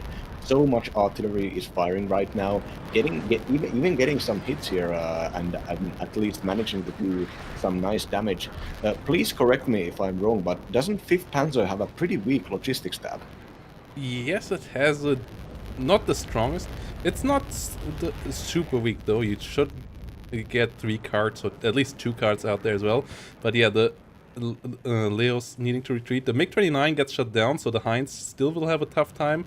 The Tors and the Tunguskas We'll have to keep them safe. But yeah, the push south here now is real. Leo 2A4 under fire by the Hind. Missile coming in. Does get it routed. Might allow the TADBVs now to push in, as the other Leo 2A4s not on the strongest spot either. But yeah, there we come in. The F4Fs striking once more. BMP3 goes down as the Jaguar is still on the flank, and that is an issue. Kind of erratic smoke here out of Yukipor. Just making it a bit weird everywhere. Conquerors M missing as well. BTR-80s and TADBVs giving the fire support that they can. And Burfix at least stopping the tick for now, but the next Hind going down. The AA just not quite pushed far enough forward. Ooh, no! The crit! Oh, the spalling crit there, giving the Mother the side shot one-hit kill with a Milan 1. That is so unfortunate there for Burfix. Not fully capturing the zone. And now getting pushed back out here. Leo 2A3 on the charge. Those Milan 1s here, nasty.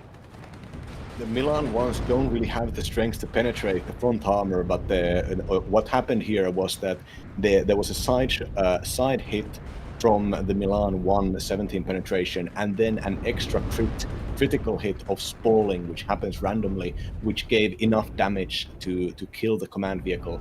And Berthax is +1 right now, considering that they did manage to gain the middle point, and the southern point has been neutralized. The Ildis Führungs needs to move up here to capture the point, but it's not doing so, most likely being scared of artillery. Okay, so the Ildis is now on the move, and counter battery fire, rocket battery firing against the Milan positions, and weakening the opponent and forcing even more logistics buys.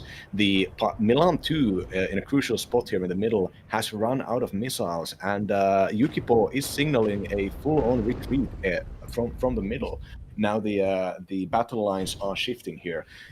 One of the Leopards going down to 1 health, and having to be repaired once again. The 2 of the Leopards with very little recon actually pushing up. If there were some ATGMs to capture this could be a bad position, and not risking it any further.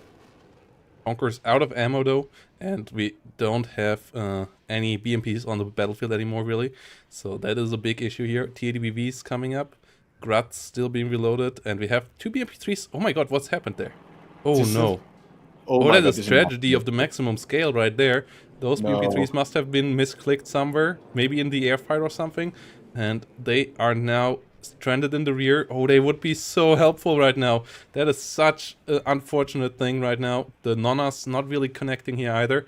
The Milan 2 in the center got reloaded, and Burfix really needs those. Conqueror's M goes down. BMP3 there in a scary spot as well. Oh, this is a tragedy. This is a tragedy of the maximum scale. Yeah, BMP3 going down, TADBVs under fire. BMP3's in the rear, still not recognized. Yeah, that's not a spot where you look usually. And in a hectic games like that, you don't check the minimap in your rear that often. So unless you see enemy actually killing something there, you never go back there. So those BMP3s, that is a minute of income basically wasted there. Yeah, that's this infantry could be lurking in these buildings, providing support, providing spotting, providing coverage. It's just that's just a big problem here. And when you're looking at Yukipor, actually flying these fighters in the backline might be positive, because that might actually have Berthax look down and see those BMP3s, but not happening, unfortunately. So currently it seems like Yukipor is trying to kind of refresh the situation. Yukipor is on defensive with 1,000 points. 15 minutes is not what you want to have here. Berthax needs to build up for a certain amount of minutes and then keep on pushing. And it does seem like Yukipor's troops have, with these Mancat 6x6 munitions trucks with massive amounts of munitions, they have been very efficiently repairing the Leopards. And the Leopard 2A4s are pretty limited in numbers, but they are good enough, and the fact that all of them are on board is not a problem for Yukipor. It is a problem for Berthax. Milan 2's being sent out to the town, and a smoke-filled counterattack contesting the middle once again, calling Berthax's bluff, knowing that Berthax Berthax really wasting too many grudge shots on Immediate guesswork here. Like, he has signaling. no real vision there, and he just guesses that there might be a CV there, or might be some defenses there, and that but instead of really shooting where he knows that there are units, where he might do less damage, but over the game, the amount of Grazza was going into the middle of nowhere. If any of those would have killed like one infantry unit, he would have a decent spot by now. And yeah, this is not great for Berthax, wasting another shot like that, especially as those layer 2A4s, yeah, the speed of them is their shield, but Yukipo always drawing them out just when they were on the brink of defeat, and thanks to that, he has a massive fleet of Leos, and that is going to be really, really scary. Yeah, the southern side is being defended mostly from the tree line with multiple Fuchs Milans and Milan 1s, and even a Pa 1 and Leopard. So even though Yukipo doesn't have a lot of troops on the zone is very well protected. The amount of infantry and the amount of firepower that needs to be sent to that tree line to contest just doesn't exist on Berthax's side right now.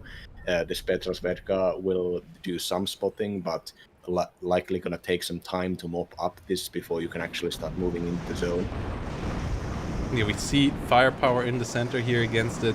One infantry unit that reveals the TDBBK. Milan 2 coming around though with a shot there.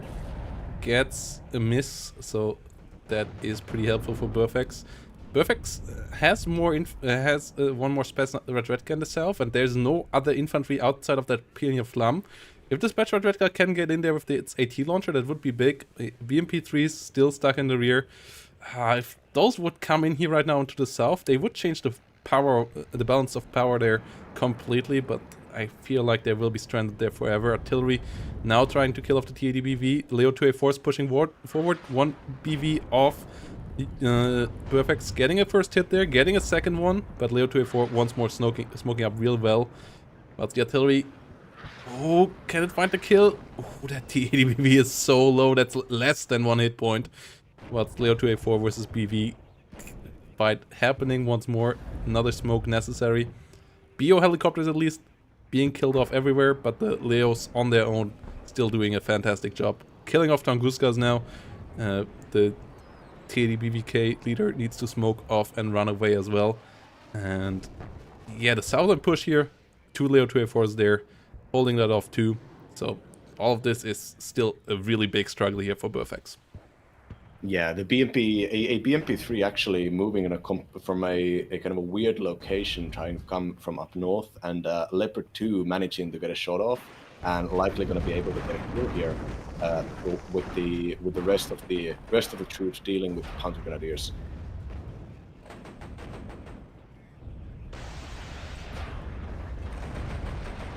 Kill here for Yukipo on the leader. This is big. We only have 11 minutes remaining. We have 1,000 points on Black Forest, a map that is notoriously hard to get ticks upon. So yeah, there we go. Berthax surrenders.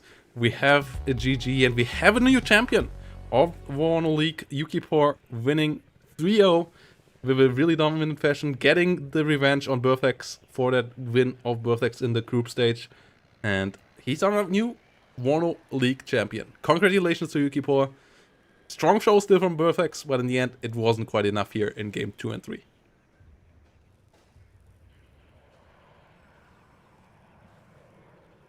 Yeah, this was a very unfortunate when it came to those BMP-3s, because it really did come down to very little. Just a couple of extra missiles, just a couple of extra hits, and a stun early on into one of the Leopards, followed up by a side shot.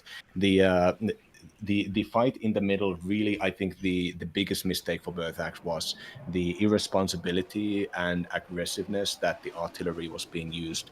I love having the early nonas. The early nonas are powerful and they were used very well, but just a some amount of more Conqueror's M missiles, which worked very well even against the heavier leopards.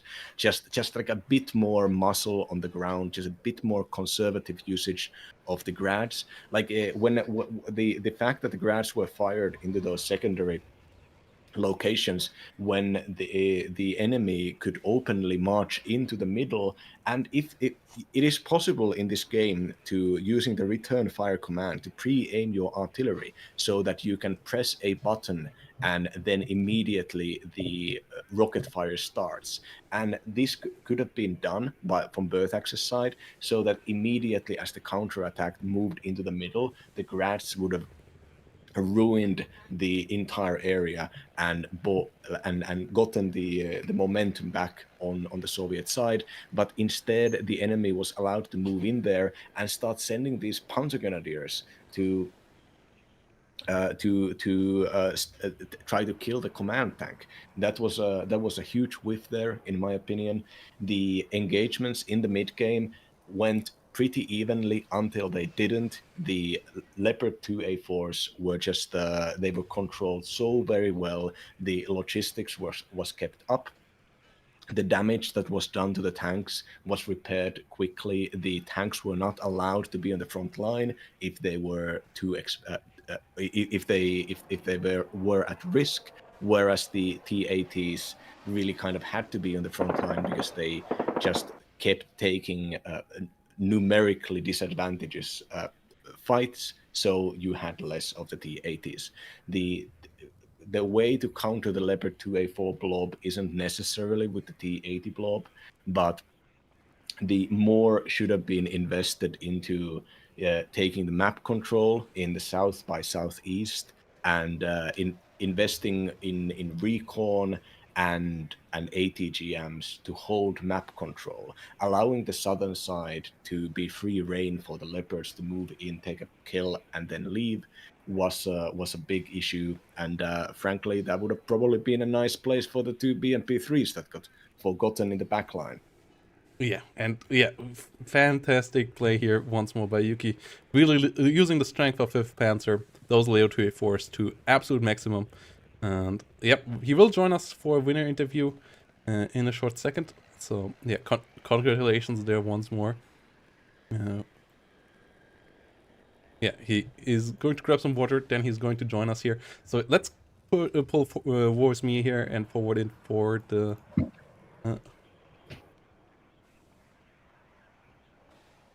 for the analysis first, and then we're gonna go into the winner interview afterwards. And yeah, thanks to all of you once more for watching, guys. It's has been an amazing run.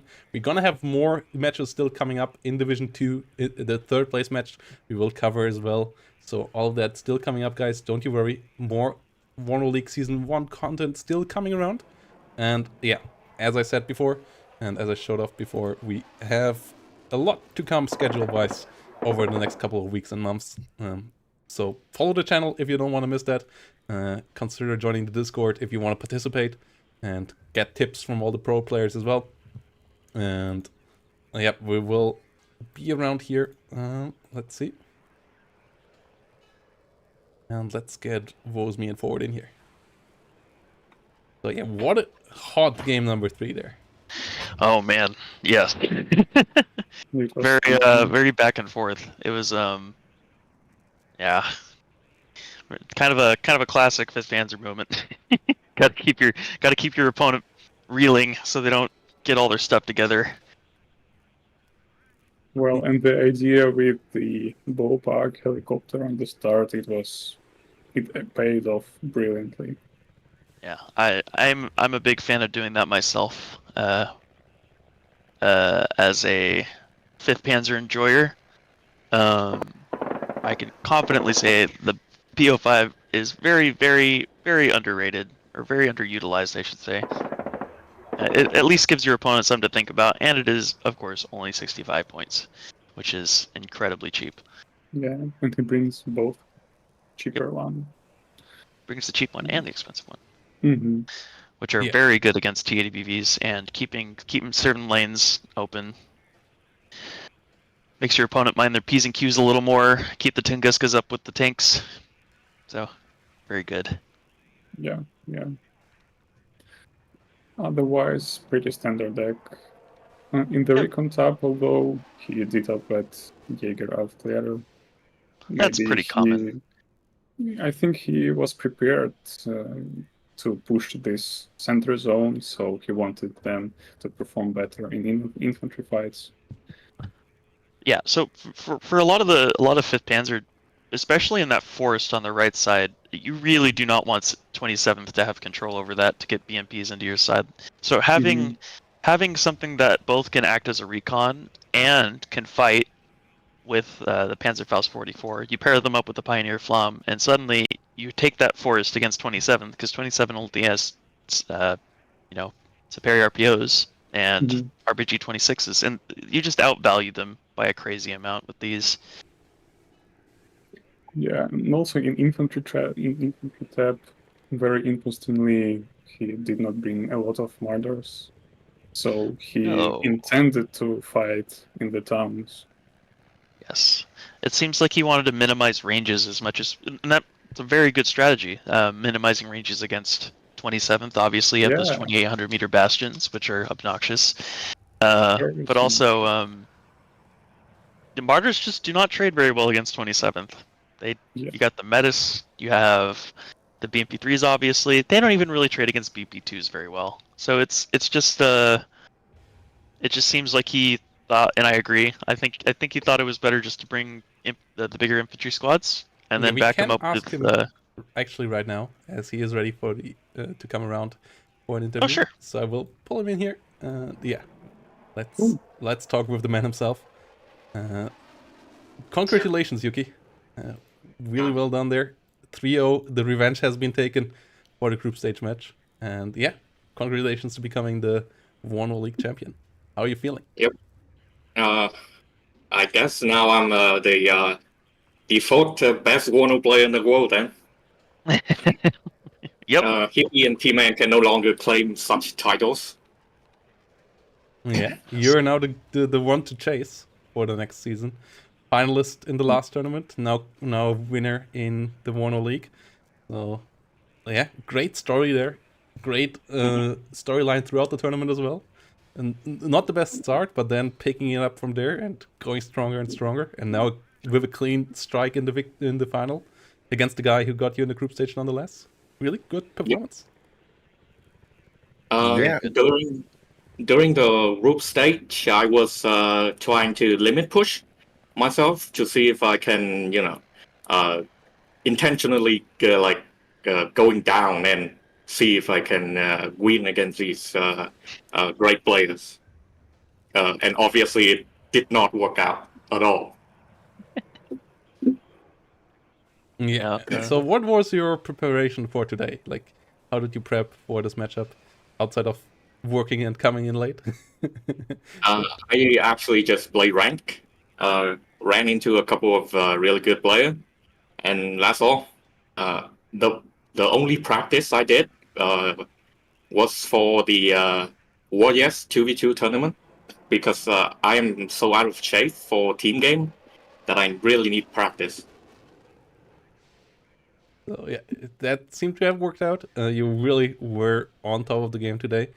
How did you feel going into the first game here against Burfex? Like 119 was a wild pick. Have you played it more commonly in ranked right now, or why did you pick that division there? Yeah, I have always been a 119 enjoyer, because it is pretty hard, and once you got the T80 UD, T80 U, the blocks, it is very satisfying, because almost no division in the game can withstand such a massive amount of force. Except normally third armored. Yep. By the way, if Eugen are listening in, I still don't know why the HA is so much cheaper than the UD, despite having better stat on the stat card. So yeah, it's like 20 points cheaper. So Eugen might better get on that quick. Yeah. So, hello, Yuki. So earlier on, before the game started, we interviewed Berthax quickly, and Berthax said pretty straightforwardly that the victory that he got over you was because of getting good division and map picks. And Berthax straight up did say that in that if he gets the good picks, he'll win. If you get the good picks, you'll win. So do you agree with this assessment? Do you think that this was a really a decently evenly matched game where you managed to win when it came to the Mac picks? And do you think that if the dice rolls had gone differently, if the picks had gone differently, then do you think this would have been less one-sided? Let's see. I actually really agree with that because drafting is actually a skill, right? Drafting is a skill in the tournament game. Yeah, and Vertax did draft really well. Even during the group stage, he outdrafted me, and then during the months of the weeks or month of playing, I noticed that he does not want to play into US division. And then there's 3 US division that he does not want to play against, and each player can only have 2 bands. So if I get first pick, I will deliberately leave one of the US one of the meta US division open, and then I can first pick it, and then he can pick anything else after that, and it would not counter me. All right. That sounds like a great strat. Yeah, really well played. Absolutely deserved championship as well. That semifinals. Yeah, great plays there. Great sportsmanship by you as well. And once more, thanks for all of that, for all the stuff in the background. And yeah, really looking forward to see you in future tournaments as well. Yeah, as revealed on stream earlier, you couldn't see that because you obviously were playing. We just revealed that the next league season will start at the 16th of September. So I hope we will see you there.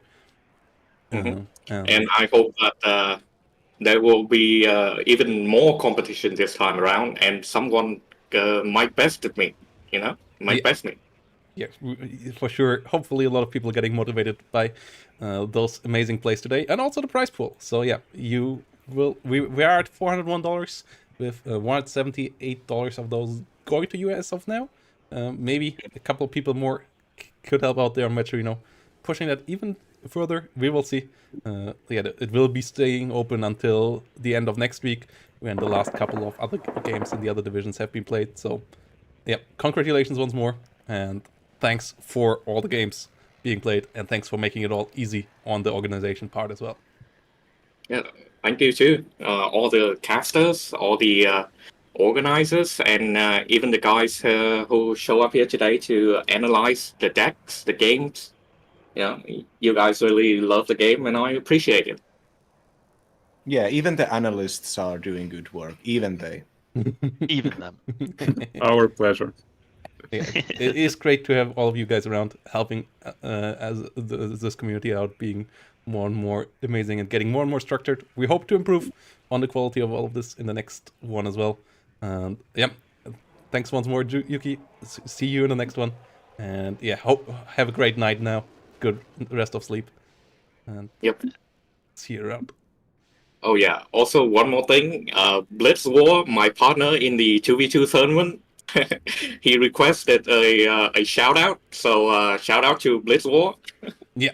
A great little YouTube plug for content it as well there. Yeah, another channel. He didn't quite do it as deep in the league this season around. We will hopefully see more of him next season as well. Oh yeah. So goodbye. Bye. It was the wrong channel. Yeah. So yeah, that we heard it now from the man himself. Oh, I left. Oh yeah, I left myself. There you were. Yeah. So we heard it from the man himself. He really prepared well. Really well set up for the playoffs, and yeah, we will end it around here now as well. Thanks to all of you guys, Chesk, for the amazing observation. The performance, guys, as I said, we will work on that for next season. We worked around it this season. We thought we would have it done with YouTube. It didn't quite work out, so we went back to the Discord version, which, yeah, as a couple of you commented out, not the best quality. It makes it a lot easier for us, though. But we will try to get it better quality next season. And yeah, woe is me. Forward, thanks for coming in quickly here as the analysts. And we will try to get that up to another level next season as well, though for the quick time that we had, it was amazing. Yeah, thanks all of you for helping out, and obviously, Lorite, thanks for being my partner here one more time as well. Yes. And apologies for not being able to be yesterday, casting yesterday. I really would have wanted to, but I had a girl-shaped problem that I needed to solve immediately. And speaking of that, the yearly block party is actually starting right now. So thank you, everybody, outside my window. I don't know if the microphone can pick, but there's a pop concert happening outside my window right now. So I'll be joining that. Thank you, everybody. It's this league decision to start casting and streaming has been really making my life better. I recommend everybody get hobbies. Hobbies are fun and nice and make you a better person. So thank you once again still for the players. And but before I go, when will be the bronze medal, the GNF versus Mix 90? Do you know when we're gonna play that, Protos? That will most likely be covered next weekend. They will be playing over next week. We might have another game coming up tomorrow. More information on that on Discord with the final of Division 2. But yeah, woe is me. Keep us updated there. Will do. As you're participating in that part. Should be fun. Yeah. Yes. And Davai. best of luck for that as well. So yeah, we will have more events over the next week, guys. WARNO League is not quite over yet till September, and as we had earlier, a lot of other stuff coming up as well. So yeah, thanks for joining, and see you all next time. But See you guys. See you. And yeah, we're gonna find a channel now to raid. Let's see, who can we raid here today?